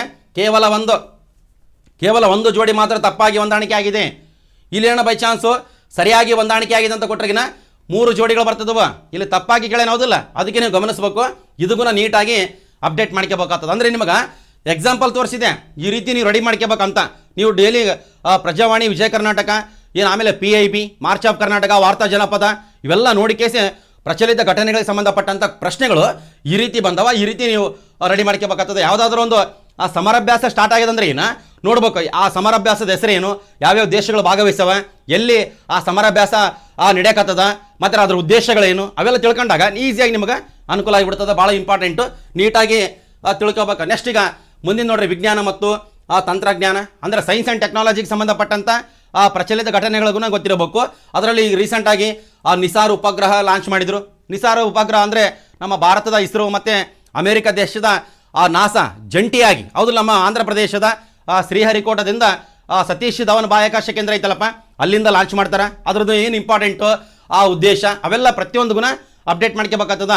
ಆಮೇಲೆ ಗಗನಯಾತ್ರಿ ಶುಭಾಂಶು ಶುಕ್ಲಾ ಇವರು ಹೈಯೆಸ್ಟ್ ಸುದ್ದಿಯಲ್ಲಿದ್ದಾರೆ, ಇವ್ರ ಮೇಲೆ ಅಪ್ಡೇಟ್ ಮಾಡ್ಕೋಬೇಕು. ಆಮೇಲೆ ಇಸ್ರೋದ ಬಗ್ಗೆ, ಇಸ್ರೋ ಮತ್ತು DRDOದವರು, ಇಸ್ರೋದವ್ರು ಏನೇ ಸೆಟಲೈಟ್ ಲಾಂಚ್ ಮಾಡಲಿ ಅದ್ರ ಬಗ್ಗೆ ಅವತ್ತಿಂದ ಅವತ್ತೇ ಅಪ್ಡೇಟು. ಆಮೇಲೆ DRDO defence research development organisation ಇವರೇನ ಇವು ಯಾವ ಮಿಸೈಲ್ನ ಏನು ಪರೀಕ್ಷೆ ಮಾಡ್ತಾರಲ್ಲ ಅದ್ರ ಬಗ್ಗೆಗೂ ಅಪ್ಡೇಟ್ ಮಾಡ್ಕೋಬೇಕು. ಪ್ರತಿಯೊಂದು ಈಗ ವಿಜ್ಞಾನ ಮತ್ತು ತಂತ್ರಜ್ಞಾನಕ್ಕೆ ಸಂಬಂಧಪಟ್ಟದ್ದು ನೀಟಾಗಿ ಒಂದು ಸೈಡ್ ಇರ್ಬೇಕಂತ, ಅವಾಗ ನಿಮಗೆ ಭಾಳ ಅನುಕೂಲ ಆಗಿಬಿಡ್ತದೆ. ಮತ್ತು ಪ್ರಶ್ನೆನ ರೆಡಿ ಮಾಡ್ಕೋಬೇಕು. ನೆಕ್ಸ್ಟ್ ಈಗ 18ನೇ ಲೋಕಸಭಾ ಚುನಾವಣೆ ನೋಡು. 18ನೇ ಲೋಕಸಭಾ ಚುನಾವಣೆ 2024 ಮತ್ತು 25ರಾಗ ಇದೀವಲ್ಲ ಸರ್ ನಾವು ಅಂದ್ರೆ ಹಿಂದಗಡೆ 2025ರಾಗ ಇದ್ದೀವಿ.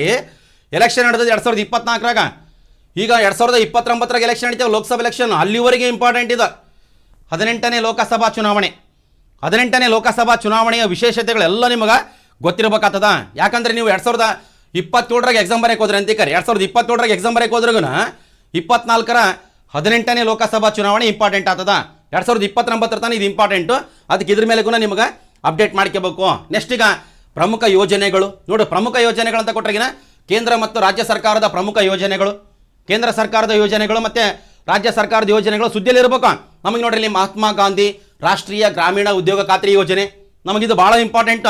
ಇದನ್ನ ಯಾಕೆ ಸುದ್ದಿ ಐತೆ ಅಂದ್ರೆ 370 ರೂಪಾಯಿ ಮಾಡ್ಯಾರ ಕೂಲಿ ಇದಾರೆ ಹೌದಿಲ್ಲ. 2025 ಏಪ್ರಿಲ್ 1ರಿಂದ ಅವೆಲ್ಲ ನಿಮಗೆ ಆಲ್ರೆಡಿ ತಿಳ್ಕೊಂಡ್ರಿ. ಬಟ್ ಏನಂತ ಕೊಟ್ರೆ ಈಗ ಏನನ್ನ ಕೂಲಿದಾರ ಹೆಚ್ಚು ಮಾಡ್ಯಾರ ಅಂತ ಕೊಟ್ರೆ ಬರೀ ಓನ್ಲಿ ಕೂಲಿದಾರ ಅಷ್ಟೇ ಅಲ್ಲ. ಅಂದ್ರೆ ಇಲ್ಲಿ ನಮಗೆ ರಾಷ್ಟ್ರೀಯ ಉದ್ಯೋಗ ಖಾತ್ರಿ ಯೋಜನೆ ಐತಲ್ಲ ನರೇಗಾ, ಅದಕ್ಕೆ ಸಂಬಂಧಪಟ್ಟಂತೆ ಎಲ್ಲ ಪಿನ್ ಟು ಪಿನ್ ಅಪ್ಡೇಟ್ ಮಾಡ್ಕೋಬೇಕು. ಅವಾಗ ಇದ್ರ ಬಗ್ಗೆ ಪ್ರಶ್ನೆ ಏನು ಬಂದ್ರೂ ಟಿಕ್ ಮಾಡೋಂಥ ಕೆಪಾಸಿಟಿ ಬರ್ತದೆ. ಆಮೇಲೆ ಮುದ್ರಾ ಯೋಜನೆ ನೋಡಿ. ಮುದ್ರಾ ಯೋಜನೆಯಲ್ಲಿ ಒಂದು ತರುಣ್ ಪ್ಲಸ್ ಅಂತ ಒಂದು ಹೊಸದಾಗಿ ಆ್ಯಡ್ ಮಾಡ್ಯಾರ. ಅಂದರೆ 10 ಲಕ್ಷದಿಂದ 20 ಲಕ್ಷ ತನಕ ಲೋನ್ ಕೊಡ್ತಾರೆ ತರುಣ್ ಪ್ಲಸ್ನಾಗ. ಬಟ್ ಅದು ಸುದ್ದಿಯಲ್ಲಿ ಐತಲ್ಲ, ಆ ಮುದ್ರಾ ಸ್ಕೀಮಿಗೆ ಸಂಬಂಧಪಟ್ಟಂತ ಏನೇನಿದಾವಲ್ಲ ಎಲ್ಲ ಡಿಟೇಲ್ ಆಗಿ ಅಪ್ಡೇಟ್ ಮಾಡ್ಕೋಬೇಕಾಗ್ತದ. ಆಮೇಲೆ ಪ್ರಧಾನಮಂತ್ರಿ ಧನಧಾನ್ಯ ಕೃಷಿ ಯೋಜನೆ, ಅಂದರೆ ಇಷ್ಟೇ ಮೂರೇ ಅಂತಲ್ಲ, ಯಾವುದೇ ಇರಲಿ ಪ್ರಧಾನಮಂತ್ರಿ ಜೀವನ್ ಜ್ಯೋತಿ ಬಿಮಾ ಯೋಜನೆ, ಇಲ್ಲ ಪ್ರಧಾನಮಂತ್ರಿ ಸುರಕ್ಷಾ ಬಿಮಾ ಯೋಜನೆ, ಇಲ್ಲ ಅಟಲ್ ಪಿಂಚಣಿ ಯೋಜನೆ, ಪ್ರತಿಯೊಂದಿರಲಿ ಯಾವುದೇ ಸ್ಕೀಮ್ ಬರಲಿ, ಸೆಂಟ್ರಲ್ ಗೌರ್ಮೆಂಟು ಮತ್ತು ಸ್ಟೇಟ್ ಗೌರ್ಮೆಂಟು ಪ್ರತಿಯೊಂದಿಗೂ ಅದ್ರ ಉದ್ದೇಶಗಳು ಫಲಾನುಭವಿಗಳು ಎಲ್ಲ ಪ್ರತಿಯೊಂದು ಅಪ್ಡೇಟ್ ಮಾಡ್ಕೊಂಡಿರ್ಬೇಕು. ಅವತ್ತೇ ಮಾಡ್ಕೊಂಡ್ರೆ ಭಾಳ ಅನುಕೂಲ ಆಗ್ತದ. ಕರೆಕ್ಟಾಗಿ ಅಪ್ಡೇಟ್ ಮಾಡ್ಕೊಂಡು ನೆಕ್ಸ್ಟ್ ಈಗ 10ನೇ ಒಂದು ಇಂಪಾರ್ಟೆಂಟ್ ಟಾಪಿಕ್ಕು ಪ್ರಮುಖ ಸೂಚ್ಯಾಂಕಗಳು. ಅಂದರೆ ಇಂಡೆಕ್ಸ್ ಬರ್ತಾವಲ್ಲಪ್ಪ ಪ್ರಮುಖ 2025 ಅಂದರೆ 26 ಇರಲಿ, ನೆಕ್ಸ್ಟ್ ಮುಂದೆ ಬರೋದು 27 ಇರಲಿ. ನಮಗೆ ನೋಡ್ರಿ ನಮಗೆ HDI ಬರ್ತಾ ಮಾನವ ಅಭಿವೃದ್ಧಿ ಸೂಚ್ಯಾಂಕ 2025. ಇದು 2023-24 ಐತೆ ಅಂಕಿಅಂಶ. 2025ರಾಗ ಬಿಡುಗಡೆ ಮಾಡ್ಯಾರ. ಬಟ್ ಇದು ರೀಸೆಂಟಾಗಿ ಏನು ಬಿಡುಗಡೆ ಮಾಡಿರ್ತಾರೆ ಅದೇ ಇಂಪಾರ್ಟೆಂಟ್, ಹ್ಯೂಮನ್ ಡೆವಲಪ್ಮೆಂಟ್ ಇಂಡೆಕ್ಸ್ ಅಂತ. ಅದು ಭಾರತದ ಒಂದು ರ್ಯಾಂಕ್ ಎಷ್ಟೈತೆ, ಹೈಯೆಸ್ಟ್ ಮೊದಲ ಟಾಪ್ 5 ದೇಶಗಳಿದಾವಲ್ಲ ಅವೆಲ್ಲ ಗೊತ್ತಿರಬೇಕು. ಮತ್ತು ಆ ಹ್ಯೂಮನ್ ಡೆವಲಪ್ಮೆಂಟ್ ಇಂಡೆಕ್ಸ್ನ ಆ ಪಟ್ಟಿಯನ್ನು ಬಿಡುಗಡೆ ಮಾಡಬೇಕಂದ್ರೆ ಏನೇನು ಇದು ಕ್ಯಾಲ್ಕುಲೇಷನ್ ಮಾಡ್ತಾರೆ, ಏನೇನು ಮಾನದಂಡಗಳಿದಾವೆ ಅವೆಲ್ಲ ಪ್ರತಿಯೊಂದಿಗೂ ಅಪ್ಡೇಟ್ ಮಾಡ್ಕೋಬೇಕು. ಆಮೇಲೆ ವಿಶ್ವ ಪತ್ರಿಕಾ ಸ್ವಾತಂತ್ರ್ಯ ಸೂಚ್ಯಂಕ 2025, ಆಮೇಲೆ ಜಾಗತಿಕ ಇಂಧನ ಪರಿವರ್ತನಾ ಸೂಚ್ಯಂಕ, ಆಮೇಲೆ ಜಾಗತಿಕ ಲಿಂಗ ಅಂತರ ಸೂಚ್ಯಂಕ, ಆಮೇಲೆ ವಿಶ್ವಸಂಸ್ಥೆಯ ಸುಸ್ಥಿರ ಅಭಿವೃದ್ಧಿ ಸೂಚ್ಯಂಕ, ಆಮೇಲೆ ಹೆನ್ಲಿ ಪಾಸ್ಪೋರ್ಟ್ ಸೂಚ್ಯಂಕ, ಆಮೇಲೆ ಸ್ವಚ್ಛ ನಗರ ಸರ್ವೇಕ್ಷಣಾ ಶ್ರೇಯಾಂಕ 200 ಐತಲ್ಲಪ್ಪ ಮೊದಲ ಸ್ಥಾನದಲ್ಲಿ. ಇವಷ್ಟೇ ಅಂತಲ್ಲ, ಬೇರೆ ಯಾವುದೇ ಸೂಚ್ಯಂಕಗಳು ಬಂದ್ರಿಗಿನ ಅದ್ರ ಮೇಲೆ ರೆಡಿ ಮಾಡ್ಕೋಬೇಕು. ಸಿಲೆಬಸ್ಸಿಗೆ ಐತೆ ಕರೆಕ್ಟಾಗಿ ನೋಡ್ಕೋಬೇಕು. HDI ಒಂದು ರಿಪೋರ್ಟ್ ಬಂದದಂದ್ರಿಗಿನ ಅದೆಲ್ಲ ಗಮನಿಸ್ಬೇಕಾಗ್ತದ. ಹಳೆ ಪ್ರಶ್ನೆ ಪತ್ರಿಕೆದಾಗ ಏನೇನು ಕೊಟ್ಟನಲ್ಲ ಅದ್ರ ಮೇಲೆ ಅಪ್ಡೇಟ್ ಮಾಡ್ಕೊಂತ ನೀವು ತಿಳ್ಕೊಬೇಕಾಗ್ತದೆ. ಎಲ್ಲ ಟೋಟಲ್ ಸ್ಟೇಟ್ಮೆಂಟ್ ವೈಸೇ ಅಪ್ಡೇಟ್ ಮಾಡ್ಕೋಬೇಕು. ಆಮೇಲೆ ಇದೊಂದು ಭಾಳ ಸುದ್ದಿಯಲ್ಲಿ ಐತಿದ್ದು ಯಾವುದಂತ ಕೊಟ್ರೆಗಿನ ಇಂಟರ್ನ್ಯಾಷನಲ್ ಬಿಗ್ ಕ್ಯಾಟ್ ಅಲಿಯನ್ಸ್ ಅಂತ, ಅಂತಾರಾಷ್ಟ್ರೀಯ ಮಾರ್ಜಾಲ ಒಕ್ಕೂಟ ಅಂದರೆ ಬಿಗ್ ಕ್ಯಾಟ್ ಅಂತ ಬರ್ತದ. ಇಂಟರ್ನ್ಯಾಷನಲ್ ಬಿಗ್ ಕ್ಯಾಟ್ ಅಲಿಯನ್ಸ್ ಅತ್ಯಂತ ಇಂಪಾರ್ಟೆಂಟ್. ಇದ್ರಾಗ ಟೋಟಲು 7 ಪ್ರಾಣಿಗಳು ಬರ್ತಾವೆ ನಮಗೆ. ನೋಡಿ ನಮಗೆ ಹುಲಿ ಐತೆ, ಸಿಂಹ ಐತೆ, ಚಿರತೆ ಐತೆ, ಆಮೇಲೆ ಇಂಪಾರ್ಟೆಂಟ್ ಜಾಗ್ವಾರ್ ಐತೆ, ಚೀತಾ ಐತೆ. ಟೋಟಲ್ 7 ಪ್ರಾಣಿಗಳ ಬಗ್ಗೆ ನೀಟಾಗಿ ಅಪ್ಡೇಟ್ ಮಾಡ್ಕೋಬೇಕು. ಇದ್ರ ಉದ್ದೇಶಗಳು, ಇದ್ರ ಎಷ್ಟು ಅಮೌಂಟ್ ತೆಗೆದಿಟ್ಟಾರ ಅವೆಲ್ಲ ಪ್ರತಿಯೊಂದಿಗೂ ನೋಟ್ ಮಾಡ್ಕೊಂತಾನೆ ಓದ್ತಿರ್ಬೇಕು. ಮತ್ತು ಯಾವಾಗಾದ್ರೂ ನ್ಯೂಸ್ ಪೇಪರ್ನಾಗ ಇದು ಇಂಟರ್ನ್ಯಾಷನಲ್ ಬಿಗ್ ಕ್ಯಾಟ್ ಅಲಿಯನ್ಸ್ ಬಗ್ಗೆ ಬಂದ್ರೆಗಿನ ಏನು ಬಂದದ, ಏನು ಅಪ್ಡೇಟ್ ಆಗ್ಯದ, ಮತ್ತು ಇದಕ್ಕೆ ಯಾವ ದೇಶ ಹೊಸದಾಗಿ ರೀಸೆಂಟಾಗಿ ಆ್ಯಡ್ ಆಗ್ಯದ ಅವೆಲ್ಲ ಪ್ರತಿಯೊಂದಿಗೂ ನೋಡ್ಕೋಬೇಕು. ಭಾಳ ಇಂಪಾರ್ಟೆಂಟ್ ಇದು, ಕರೆಕ್ಟಾಗಿ ನೋಡ್ಕೇರಿ. ನೆಕ್ಸ್ಟ್ ಪ್ರಮುಖ ದಿನಾಚರಣೆಗಳು. ಇಲ್ಲಿ ನೋಡ್ರಿ, ಪ್ರಮುಖ ದಿನಾಚರಣೆ ಅಂತ ಕೊಟ್ಟರೆ 2025 ಅಂತಲ್ಲ, ಪ್ರತಿ ವರ್ಷ ಜನವರಿಯಿಂದ ಡಿಸೆಂಬರ್ ತನಕ ಎಲ್ಲ ದಿನಾಚರಣೆಗಳು ಗೊತ್ತಿರಬೇಕು. ಎಲ್ಲ ದಿನಾಚರಣೆ ಅಂತ ಕೊಟ್ಟರೆ ವಿಶೇಷ ನೋಡಿ. ಎಕ್ಸಾಂಪಲ್ ಈಗ 18ನೇ ಪ್ರವಾಸಿ ಭಾರತೀಯ ದಿವಸ್. ಅಂದರೆ ಪ್ರವಾಸಿ ಭಾರತೀಯ ದಿವಸ್ ಯಾವಾಗಪ್ಪ? ಜನವರಿ 9ಕ್ಕೆ ಆಚರಣೆ ಮಾಡ್ತೀವಲ್ಲ. ಅಂದರೆ ಮಹಾತ್ಮ ಗಾಂಧೀಜಿಯವರು ಸೌತ್ ಆಫ್ರಿಕಾದಿಂದ ಭಾರತಕ್ಕೆ ಮರಳಿ ಬಂದ ನೆನಪಿಗಾಗಿ. ಅದು 2025ರಾಗ ಒಂದು ಕಾರ್ಯಕ್ರಮ ಮಾಡಿದ್ವಿ. ಎಲ್ಲಿ ಮಾಡಿದ್ವಿ, ಅದರ ಯಾರು ಏನಾರ ಚೀಫ್ ಗೆಸ್ಟ್ ಬಂದಿದ್ರೇನು ಅವೆಲ್ಲ ಪ್ರತಿಯೊಂದಿಗೂ ಅಪ್ಡೇಟ್ ಮಾಡ್ಕೋಬೇಕು. ಜನವರಿಯಿಂದ ಡಿಸೆಂಬರ್ ತನಕ ಪ್ರಮುಖ ಏನಂದ್ರೆಗಿನ ಯಾವುದಾದ್ರೂ ಕಾರ್ಯಕ್ರಮ ನಡೆದವೇನಂತ ಗಮನಿಸಬೇಕು. ಆಮೇಲೆ 77ನೇ ಭಾರತೀಯ ಭೂಸೇನಾ ದಿನ ಹೌದಲ್ಲ, ಜನವರಿ 15. ಆಮೇಲೆ ರಾಷ್ಟ್ರೀಯ ಯುವಕರ ದಿನ ಜನವರಿ 12 ಗಮನಿಸ್ಬೇಕಿಲ್ಲ. ಪ್ರಥಮ ಲೋಕ್ಪಾಲ್ ದಿನ ನೋಡಿ, ಪ್ರಥಮ ಲೋಕ್ಪಾಲ್ ದಿನ 2025ರಾಗ ಅನೌನ್ಸ್ ಮಾಡ್ಯಾರ, ಅಂದರೆ ಆಚರಣೆ ಮಾಡ್ಯಾರ ಜನವರಿ 16ಕ್ಕೆ. ಆಮೇಲೆ ರಾಷ್ಟ್ರೀಯ ಬಾಹ್ಯಾಕಾಶ ದಿನ ಆಗಸ್ಟ್ 23, ಮೊನ್ನೆ ರೀಸೆಂಟಾಗಿ ಮುಗೀತು. ಆಮೇಲೆ ಕಾರ್ಗಿಲ್ ವಿಜಯ್ ದಿವಸ್ ಜುಲೈ 26. ನಮಗೇನಂತ ಕೊಟ್ರೆಗಿನ ಈ ದಿನಾಚರಣೆಗಳ ಬಗ್ಗೆ ಒಂದಿಸಿ ಬರೆದಾಗ ಕೊಡ್ತಾನೆ. ಒಂದಿಸಿ ಬರೀ 4 ದಿನಾಚರಣೆಗಳು, ಅದರ ವಿಶೇಷತೆಗಳು, ಇಲ್ಲಾಂದರೆ ಜೋಡಣೆದಾಗ ಕೊಡ್ತಾನೆ. ನಮಗೇನೇ ಕೊಡಲಿ ಒಟ್ಟ ಜನವರಿಯಿಂದ ಡಿಸೆಂಬರ್ ತನಕ ಪ್ರಮುಖ ದಿನಾಚರಣೆಗಳು ಮತ್ತು ಅದರ ಥೀಮ್ ಗೊತ್ತಿರಬೇಕು, ಉದ್ದೇಶ ಅಂದರೆ ಘೋಷವಾಕ್ಯ ಅಂತೀವಲ್ಲಪ್ಪ ಅದ್ರದ್ದು ಗೊತ್ತಿರಬೇಕು, ಮತ್ತು ಎದಕ್ಕೆ ಆಚರಣೆ ಮಾಡ್ತಾರೆ ಅಂತ ಗೊತ್ತಿರಬೇಕು. ಅವೆಲ್ಲ ನಿಮಗೆ ಬರ್ತಾ ಬರ್ತಾ ತರಗತಿಯಾಗಿ ಗೊತ್ತಾಗ್ತಾವೆ. ನೆಕ್ಸ್ಟ್ ಈಗ ವಿಶ್ವ ಪಾರಂಪರಿಕ ಒಂದು ಸಮಿತಿಯ ಸಭೆ ನೋಡ್ರಿ ನಮಗೆ ಇಲ್ಲಿ ಯುನೆಸ್ಕೋದ ವಿಶ್ವ ಪಾರಂಪರಿಕ ಸಮಿತಿಯ 47ನೇ ಅಧಿವೇಶನ 2025 ಪ್ಯಾರಿಸ್ನಾಗ ನಡೀತು ಮೊನ್ನೆ ರೀಸೆಂಟಾಗಿ 2025ರಾಗ ಯುನೆಸ್ಕೋದ ವಿಶ್ವ ಪಾರಂಪರಿಕ ಸಮಿತಿಯ ಅಧಿವೇಶನ ಪ್ಯಾರಿಸ್ನಾಗ ನಡೀತು. ಇನ್ನೊಂದು ವಿಶೇಷತೆ ಕೊಟ್ಟರೆಗಿನ ಯುನೆಸ್ಕೋದ ಪ್ರಧಾನ ಕಚೇರಿ ಐತಲ್ಲ ಆ ಪ್ರಧಾನ ಕಚೇರಿಗೂ ಪ್ಯಾರಿಸ್ನಾಗಿರೋದು. ಮತ್ತು ನಮಗೆ ಯುನೆಸ್ಕೋ ಪಟ್ಟಿ ಐತಲ್ಲಪ್ಪ ಭಾರತದ ಯುನೆಸ್ಕೋ ಪಟ್ಟಿ ಅವೆಲ್ಲ ಗಮನಿಸ್ಬೇಕು. ಅಂದರೆ ಯಾವ್ಯಾವ ಸ್ಟೇಟ್ನಾಗ ಯುನೆಸ್ಕೋಗೆ ಸಂಬಂಧಪಟ್ಟಂಥ ತಾಣಗಳಿದಾವಂತ ಅದಕ್ಕೂ ಒಂದ್ಸಲ ನೋಡೋಣ ಅಂತ ನೆಕ್ಸ್ಟು ಭಾಳ ಇಂಪಾರ್ಟೆಂಟ್ ಇದೊಂದು ಸಲ ಗಮನಿಸ್ರಿ. ಆಮೇಲೆ ಭಾರತೀಯ ಅರಣ್ಯ ಸ್ಥಿತಿಗತಿ ವರದಿ ನೋಡು, ಭಾರತೀಯ ಅರಣ್ಯ ಸ್ಥಿತಿಗತಿ ವರದಿ 2023 ಏನು ಸರ್ 2025ರಾಗ ಇದೀವಲ್ಲ 2023 ಹಾಕಿರಲ್ಲ ಅಂತ ಕೊಟ್ಟರೆಗಿನ 2023ದ್ದೇ ರೀಸೆಂಟಾಗಿ ಏನಂತ ಕೊಟ್ಟರೆಗಿನ ಬಿಡುಗಡೆ ಮಾಡ್ಯಾರ. ಅಂದರೆ India state of forest report ಅಂತ 2023 ಫಾರೆಸ್ಟ್ ರಿಪೋರ್ಟ್ ಅತ್ಯಂತ ಇಂಪಾರ್ಟೆಂಟ್ ಆಗ್ತದೆ. ಇದ್ರ ಮೇಲೆಗೂ ಪ್ರಶ್ನೆಗಳು ಬಂದಾವೆ, ಇದ್ರ ಮೇಲೆಗೂ ತಿಳ್ಕೊಬೇಕು. ನೀವು ಎರಡು ವರ್ಷಕ್ಕೊಂದ್ಸಲ ಬಿಡುಗಡೆ ಮಾಡ್ತಾರೆ, 2 ವರ್ಷಕ್ಕೊಂದ್ಸಲ ಬಿಡುಗಡೆ ಮಾಡ್ತಾರೆ ಅಂತ ಕೊಟ್ಟರೆಗಿನ 2025 ಮುಂದೆ ಯಾವಾಗ ಬರ್ತದೆ ಅನ್ನೋದು ಅಷ್ಟೊತ್ತಿಗೆಲ್ಲ ಇದೇ ಅಲ್ಲಿವರೆಗೆ ಇಂಪಾರ್ಟೆಂಟ್ ಇದು. ಅದ್ರ ಸಂಬಂಧ ಕರೆಕ್ಟಾಗಿ ಓದ್ಕೋಬೇಕು. ಮತ್ತು 76ನೇ ಗಣರಾಜ್ಯೋತ್ಸವ 2025 76ನೇ ಗಣರಾಜ್ಯೋತ್ಸವ 2025 ಅಂದ್ರೆಗಿನ ಈಗ ನೆಕ್ಸ್ಟ್ 77ನೇದು ಬರ್ತದೆ 2026. ಈಗ ಮೇನ್ ಮುಖ್ಯವಾಗಿ ಏನು ಗಮನಿಸ್ಬೇಕಿಲ್ಲಿ ಇದೇ ಈಗ ಗಣರಾಜ್ಯೋತ್ಸವದ ಮುಖ್ಯ ಅತಿಥಿಗಳು ಬಂದಿರ್ತಾರಲ್ಲ 2025ರಾಗ ಜನವರಿ 26ಕ್ಕೆ 76ನೇ ಗಣರಾಜ್ಯೋತ್ಸವದ ಚೀಫ್ ಗೆಸ್ಟ್ ಯಾವ ದೇಶದವರು ಬಂದಿದ್ರು, ಅವರ ಅಧ್ಯಕ್ಷರ ಹೆಸರೇನು, ಮತ್ತೆ ಅಲ್ಲಿ ಪ್ರಮುಖ ಸ್ತಬ್ಧ ಚಿತ್ರಗಳಿಗೆ ಪ್ರಥಮ ಸ್ಥಾನ ಯಾವುದು, ದ್ವಿತೀಯ ಸ್ಥಾನ ಯಾವುದು, ಇವೆಲ್ಲ ಅಪ್ಡೇಟ್ ಮಾಡ್ಕೋಬೇಕಾಗ್ತದೆ. ಅಂದರೆ 76ನೇ ಗಣರಾಜ್ಯೋತ್ಸವನ ಇಂಪಾರ್ಟೆಂಟ್ ಅಂತ ಪ್ರತಿ ವರ್ಷ ಗಣರಾಜ್ಯೋತ್ಸವದ ಮುಖ್ಯ ಅತಿಥಿಗಳು ಗಮನಿಸಬೇಕಾಗ್ತದೆ. ಆಮೇಲೆ ಪ್ರಮುಖ ಪ್ರಶಸ್ತಿಗಳು ನೋಡು, ಪ್ರಮುಖ ಪ್ರಶಸ್ತಿಗಳು 2025 ಇಲ್ಲಿ ಆ ಪ್ರಶಸ್ತಿಗಳದಾಗ ಅಂದ್ರೆ ಪ್ರಮುಖ ಪ್ರಶಸ್ತಿಗಳಂತ ಕೊಟ್ಟರೆಗಿನ ಇಂಟರ್ನ್ಯಾಷನಲ್, ನ್ಯಾಷನಲ್, ಸ್ಟೇಟ್. ಇಲ್ಲಿ ಭಾರತ ರತ್ನ, ಪದ್ಮವಿಭೂಷಣ, ಪದ್ಮಭೂಷಣ, ಪದ್ಮಶ್ರೀ ಪ್ರಶಸ್ತಿಗಳು ಇವು 4 ಪ್ರತಿ ವರ್ಷ ತಿಳ್ಕೊಬೇಕು. ಇವ 2026ರಾಗೂ ಅನೌನ್ಸ್ ಮಾಡ್ತಾರೆ ಭಾರತ ರತ್ನ, ಇದು ಪದ್ಮವಿಭೂಷಣ, ಪದ್ಮಭೂಷಣ, ಪದ್ಮಶ್ರೀ ಗೊತ್ತಿರಬೇಕಿವ. ಆಮೇಲೆ ಮೇಜರ್ ಧ್ಯಾನ್ ಚಂದ್ ಖೇಲ್ ರತ್ನ ಪ್ರಶಸ್ತಿ ಈಗ ರೀಸೆಂಟಾಗಿ ನಿನ್ನೆ ರಾಷ್ಟ್ರೀಯ ಕ್ರೀಡಾ ದಿನ ಐತಲ್ಲಪ್ಪ 29ಕ್ಕೆ ಈಗ ರೀಸೆಂಟಾಗಿ ಬರ್ಬೋದು ಇದು. ಅಂದರೆ ಯಾವುದಂತ ಕೊಟ್ಟರೆಗಿನ ಮೇಜರ್ ಧ್ಯಾನ್ ಚಂದ್ ಖೇಲ್ ರತ್ನ ಪ್ರಶಸ್ತಿ ಅಂದರೆ ಕ್ರೀಡಾ ಕ್ಷೇತ್ರಕ್ಕೆ ನೀಡುವ ಅತಿ ದೊಡ್ಡ ಪ್ರಶಸ್ತಿ ಹೌದಲ್ಲ ಅದು. ಆಮೇಲೆ ಅರ್ಜುನ ಪ್ರಶಸ್ತಿ ಅಂದ್ರೆ 2ನೇ ಅತಿ ದೊಡ್ಡದಿದ್ದು ಕ್ರೀಡಾ ಕ್ಷೇತ್ರದಲ್ಲಿ. ಆಮೇಲೆ ದ್ರೋಣಾಚಾರ್ಯ ಪ್ರಶಸ್ತಿ ಕ್ರೀಡಾ ತರಬೇತುದಾರರಿಗೆ ಕೊಡ್ತಾರೆ. ಆಮೇಲೆ ಕೇಂದ್ರ ಸಾಹಿತ್ಯ ಅಕಾಡೆಮಿ ಪ್ರಶಸ್ತಿ ಗಮನಿಸ್ಬೇಕೆಲ್ಲ. ದಾದಾ ಸಾಹೇಬ್ ಫಾಲ್ಕೆ ಪ್ರಶಸ್ತಿ ಸಿನಿಮಾದಲ್ಲಿ ಕೊಡ್ತಾರಲ್ಲ ಅತಿ ದೊಡ್ಡ ಪ್ರಶಸ್ತಿ. ಆಮೇಲೆ ಚಾಂಪಿಯನ್ ಆಫ್ ದಿ ಅರ್ತ್ ಪ್ರಶಸ್ತಿ. ಆಮೇಲೆ ನೋಬೆಲ್ ಪ್ರಶಸ್ತಿಗಳು. ನೋಬೆಲ್ ಪ್ರಶಸ್ತಿ ಅಂತ ಕೊಟ್ಟರೆ ಪ್ರತಿ ವರ್ಷ ಡಿಸೆಂಬರ್ ತಿಂಗಳದಾಗ ಕೊಡ್ತಾರೆ ಹೌದಿಲ್ಲ. ಅಂದ್ರೆ ನಮಗೆ ನೋಬೆಲ್ ಪ್ರಶಸ್ತಿ ಈಗ ನೆಕ್ಸ್ಟ್ ಅನೌನ್ಸ್ ಮಾಡ್ತಾರೆ ಈಗ ಸದ್ಯಕ್ಕೆ. ಅಂದರೆ ಈಗ ಸೆಪ್ಟೆಂಬರ್, ಅಕ್ಟೋಬರ್, ನವಂಬರ್ನಾಗ ಅದು ಅಪ್ಡೇಟ್ ಮಾಡ್ತೀರಂತ. ಆಮೇಲೆ 97ನೇ ಆಸ್ಕರ್ ಪ್ರಶಸ್ತಿ 2025 97ನೇ ಆಸ್ಕರ್ ಪ್ರಶಸ್ತಿ ಅತ್ಯುತ್ತಮ ಚಲನಚಿತ್ರ, ಅತ್ಯುತ್ತಮ ನಟ, ಅತ್ಯುತ್ತಮ ನಿರ್ದೇಶಕ, ನಟಿ ಅವೆಲ್ಲ ನಿಮಗೆ ಅಪ್ಡೇಟ್ ಇರಬೇಕು. ಆಮೇಲೆ ಅಂತಾರಾಷ್ಟ್ರೀಯ ಬೂಕರ್ ಪ್ರಶಸ್ತಿ 2025 ರೀಸೆಂಟಾಗಿ ಎಷ್ಟು ಸುದ್ದಿಲಿ ಐತೆ ಕರ್ನಾಟಕದವ್ರಿಗೆ ಕೊಟ್ಟಾರೆ. ಆಮೇಲೆ 71ನೇ ರಾಷ್ಟ್ರೀಯ ಚಲನಚಿತ್ರ ಪ್ರಶಸ್ತಿ 2025 ಅಂದರೆ 71ನೇ ರಾಷ್ಟ್ರೀಯ ಚಲನಚಿತ್ರ ಪ್ರಶಸ್ತಿ ಅಂದ್ರೆಗಿನ ಅತ್ಯುತ್ತಮ ಚಿತ್ರ 12th ಫೇಲ್ ಹೌದಲ್ಲ ಅದೊಂದು ಸಲ ನೀವು ಗಮನಿಸ್ಬೇಕಾಗ್ತದ, ನೀಟಾಗಿ ತಿಳ್ಕರಿ. ನೆಕ್ಸ್ಟ್ ಈಗ ಇನ್ನೊಂದು ಇವತ್ತಿನ ಪತ್ರಿಕೆಯಲ್ಲಿ ನೋಡ್ರಿ BHELಗೆ ಸ್ಕೋಪ್ ಎಮಿನೆನ್ಸ್ ಪ್ರಶಸ್ತಿ ಅಂತ 2022-23ನೇ ಸಾಲಿಂದ ಇವತ್ತಿನ ಪತ್ರಿಕೆಯಲ್ಲಿ ಕೊಟ್ಟಾನ. ಇದಕ್ಕೂ ಅಪ್ಡೇಟ್ ಮಾಡ್ಕೋಬೇಕು. ಯಾವುದಾದ್ರೂ ಒಂದು ಹೊಸ ಪ್ರಶಸ್ತಿ ಬಂದರೆ ಇಲ್ಲಿ ಗಮನಿಸ್ಬೇಕು. ಇಷ್ಟೇ ಪ್ರಶಸ್ತಿ ಅಂತಲ್ಲ, ಇನ್ನೂ ಭಾಳಷ್ಟು ಪ್ರಶಸ್ತಿ ಅಂದರೆ ಜ್ಞಾನಪೀಠ ಪ್ರಶಸ್ತಿ, ಬೇರೆ ಯಾವುದೇ ಪ್ರಶಸ್ತಿ, ಪಂಪ ಪ್ರಶಸ್ತಿ, ಬಸವಶ್ರೀ, ಬಸವ ಪ್ರಶಸ್ತಿ, ಬಸವ ರಾಷ್ಟ್ರೀಯ ಪ್ರಶಸ್ತಿ ಅವೆಲ್ಲ ಭಾಳ ಇಂಪಾರ್ಟೆಂಟ್. ಕೃಷಿ ಪ್ರಶಸ್ತಿ ಎಲ್ಲ ಪ್ರತಿಯೊಂದಕ್ಕೂ ನೀವೇನು ಮಾಡ್ಕೋಬೇಕಾಗ್ತದ ಅಪ್ಡೇಟ್ ಮಾಡ್ಕೋಬೇಕು. ಅಂದರೆ ನಿಮ್ಗೆ ದಿನಪತ್ರಿಕೆಗಳನ್ನು ಓದುವಾಗ ಯಾವುದಾದ್ರೂ ಪ್ರಶಸ್ತಿ ಏನಾದರೂ ಅನೌನ್ಸ್ ಮಾಡ್ಯಾರ ಅಂದ್ರೆಗಿನ ಅದ್ರ ಮೇಲೆ ಎಲ್ಲ ಪ್ರತಿಯೊಂದಕ್ಕೂ GK ಟಾಪಿಕ್ಗೂ ತಿಳ್ಕೊಬೇಕಾಗ್ತದ, ಕರೆಕ್ಟಾಗಿ ಗಮನಿಸ್ರಿ. ನೆಕ್ಸ್ಟ್ ಈಗ ಪ್ರಮುಖ ನಿವೃತ್ತಿಗಳು ಯಾರನ್ನ ರಿಟೈರ್ಮೆಂಟ್ ಕೊಡ್ತಾರೆ ನಮಗೆ, ಯಾವ್ದಾನ ಕ್ರಿಕೆಟ್ ಆಟಗಾರರು, ಫುಟ್ಬಾಲ್ ಆಟಗಾರರು ಏನೇ ಇರಲಿ ಪ್ರತಿಯೊಂದು ಅದ್ರ ಬಗ್ಗೆಗೂ ಅಪ್ಡೇಟ್ ಮಾಡ್ಕೋಬೇಕು. ನೆಕ್ಸ್ಟ್ ಪ್ರಮುಖ ನಿಧನಗಳು ಅಂತ ಕೊಟ್ಟರೆಗಿನ ಪ್ರಮುಖ ವ್ಯಕ್ತಿಗಳು ಏನೋ ನಿಧನ ಹೊಂದಿದ್ರಾಗಿನ ನೋಡ್ರಿ. ನಮ್ಮ ಎಕ್ಸಾಂಪಲ್ ಈಗ ಮಾಜಿ ಮುಖ್ಯಮಂತ್ರಿ SM ಕೃಷ್ಣ ಅವರು, ಆಮೇಲೆ ಮಾಜಿ ಪ್ರಧಾನಿ ಡಾಕ್ಟರ್ ಮನಮೋಹನ್ ಸಿಂಗ್ ಅವರು, ಅಮೆರಿಕದ ಮಾಜಿ ಅಧ್ಯಕ್ಷ ಜಿಮ್ಮಿ ಕಾರ್ಟರ್, ಆಮೇಲೆ ಪ್ರಸಿದ್ಧ ನಿರ್ದೇಶಕ ಶ್ಯಾಮ್ ಬೆನಗಲ್, ಆಮೇಲೆ ಇಸ್ರೋದ ಮಾಜಿ ಅಧ್ಯಕ್ಷರಾದ ಡಾಕ್ಟರ್ K ಕಸ್ತೂರಿ ರಂಗನ್. ಅಂದ್ರೆ ಇಂಪಾರ್ಟೆಂಟ್ ಏನೋ ವ್ಯಕ್ತಿಗಳು ಏನೋ ನಿಧನರಾದರೆ ಅವ್ರ ಮೇಲೆಗೂ ನಿಮ್ಗೆ ಕ್ವಶನ್ಸ್ ಬರ್ತಾವ. ಅಂದರೆ ಕೇಂದ್ರದ ಬಜೆಟ್ ಬಂತು ನೋಡ್ರಿ ಪ್ರತಿ ವರ್ಷ.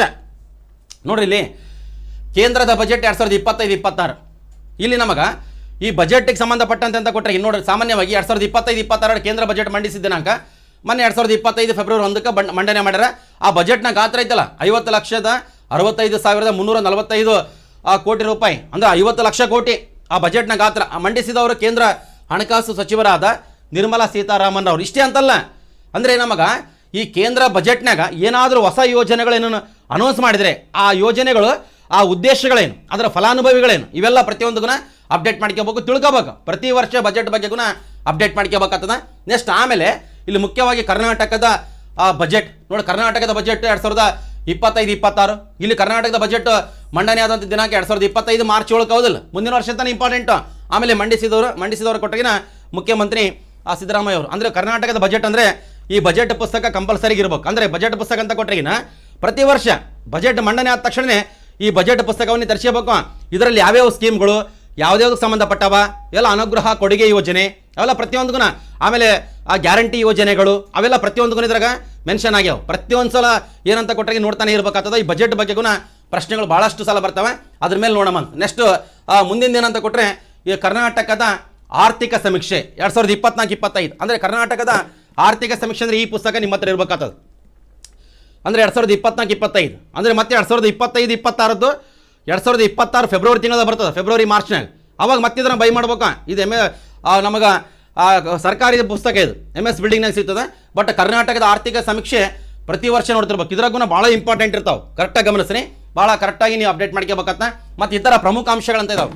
ಈ ಥರ ಪ್ರಮುಖ ಅಂಶಗಳಂತ ಕೊಟ್ಟರೆ ನೀವು ಬುಟ್ಟಿಗೆ ಸೆಲವು ಇವೆಲ್ಲ ಬಿಟ್ಟರೆ ನಾನು ಇಷ್ಟದ ಹೇಳೇನಪ್ಪ, ಅವನ್ನು ಹೊರತುಪಡಿಸಿ ಇವೆಲ್ಲವೂ ಅಷ್ಟ ಅಂತ. ಈ ಥರ ಪ್ರಮುಖ ಅಂಶಗಳು.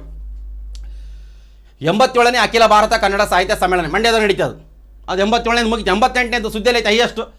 88ನೇ ಅಖಿಲ ಭಾರತ ಕನ್ನಡ ಸಾಹಿತ್ಯ ಸಮ್ಮೇಳನ ಬಳ್ಳಾರಿ ಹೌದಿಲ್ಲ. 88ನೇ ಅಖಿಲ ಭಾರತ ಕನ್ನಡ ಸಾಹಿತ್ಯ ಸಮ್ಮೇಳನದ ಅಧ್ಯಕ್ಷತೆಯನ್ನು ಬಾನು ಮುಸ್ತಾಕ್ ಅವರು ವಹಿಸ್ತಾರೆ, ಅವರು ಎಲೆಕ್ಟ್ ಆಗಿರೋದಿಲ್ಲ. ಆಮೇಲೆ ಆರ್ನ್ಬಿಲ್ ಉತ್ಸವ ಇದು ಸುದ್ದಿಯಲ್ಲಿ ಐತೆ, ನಾಗಾಲ್ಯಾಂಡ್ ನಡೀತದ. ಆಮೇಲೆ ದಸರಾ ಫೆಸ್ಟಿವಲ್, ದಸರಾ ಉತ್ಸವ 2025.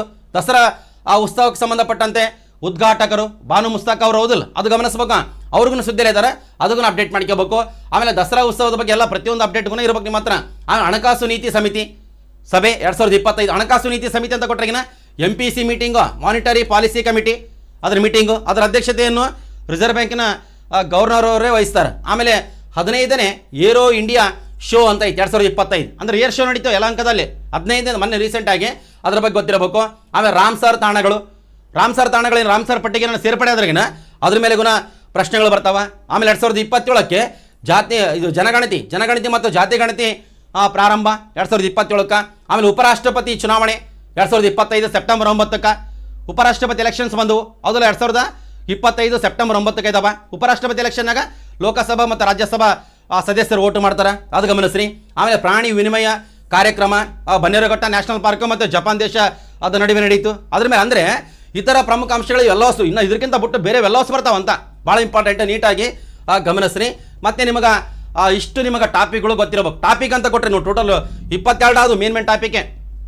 ಮತ್ತು ಇದು ಬಿಟ್ಟು ಬೇರೆ ಬೇರೆ ಎಲ್ಲವೂ ಇದಾವೆ. ಇನ್ನು ಭಾಳಷ್ಟು ಏನಂತ ಕೊಟ್ಟರೆಗಿನ ನಿಮಗೆ ಪ್ರಚಲಿತ ಘಟನೆಗಳು ಬರ್ತಾವೆ. ಬಟ್ ನೀವು ದಿನಪತ್ರಿಕೆಯನ್ನು ಓದೋದ್ರಿಂದನೇ ಕೆಲಸ ಆಗೋದು. ದಿನಪತ್ರಿಕೆ ಅಂತ ಕೊಟ್ಟರೆ ಪ್ರಜಾವಾಣಿ, ವಿಜಯ ಕರ್ನಾಟಕ, ವಿಜಯವಾಣಿ, ಕನ್ನಡಪ್ರಭ ಇವೆಲ್ಲವೂ ದ ಹಿಂದೂ ಪತ್ರಿಕೆ, ಆಮೇಲೆ ಮಾರ್ಚ್ ಆಫ್ ಕರ್ನಾಟಕ, ವಾರ್ತಾ ಜನಪದ, PIB ಇವೆಲ್ಲ ನೋಡ್ತಿರ್ಬೇಕು. ಪ್ರತಿದಿನ ನೋಡಿದ್ರಿಗಿನ ನಿಮಗೆ ಜನರಲ್ ಸ್ಟಡೀಸ್ಗೂ ಏನಂತ ಕೊಟ್ಟರೆಗಿನ ಕವರ್ ಆಗಿಬಿಡ್ತದ, ಭಾಳ ಇಂಪಾರ್ಟೆಂಟ್. ಅದಕ್ಕೆ ನಿಮಗೆ ಒಂದಿನ ಬೇಕಾದ್ರೆ ಊಟ ಬಿಡ್ರಿ, ಬಟ್ ಪೇಪರ್ ಮಾತ್ರ ಬಿಡಬಾರ್ರಿ. ಪೇಪರ್ ಕರೆಕ್ಟ್ ಅವತ್ತಿಂದ ಅವತ್ತೇ ನೀವು ಪೇಪರ್ ಒಂದು ತಿಂಗಳ ನೀಟಾಗಿ ಓದಿ, ಮುಂದಿನ ತಿಂಗಳ ಯಾವುದೇ ಇದು ಮ್ಯಾಗ್ಝಿನ್ ತಗೋರಿ, ನಿಮ್ಗೆ ಗೊತ್ತಿದ್ದೀವಿ ಅದ್ರಾಗ ಇರ್ತಾವೆ. ಅದಕ್ಕೆ ನೀಟಾಗಿ ಕರೆಕ್ಟಾಗಿ ಏನಂದ್ರಿಗಿನ ದಿನಪತ್ರಿಕೆಗಳು ಓದ್ರಿ. ಇಷ್ಟು ಹೇಳ್ತಾ ಇವತ್ತಿನ ತರಗತಿ ಮುಗಿಸ್ತೀನಿ.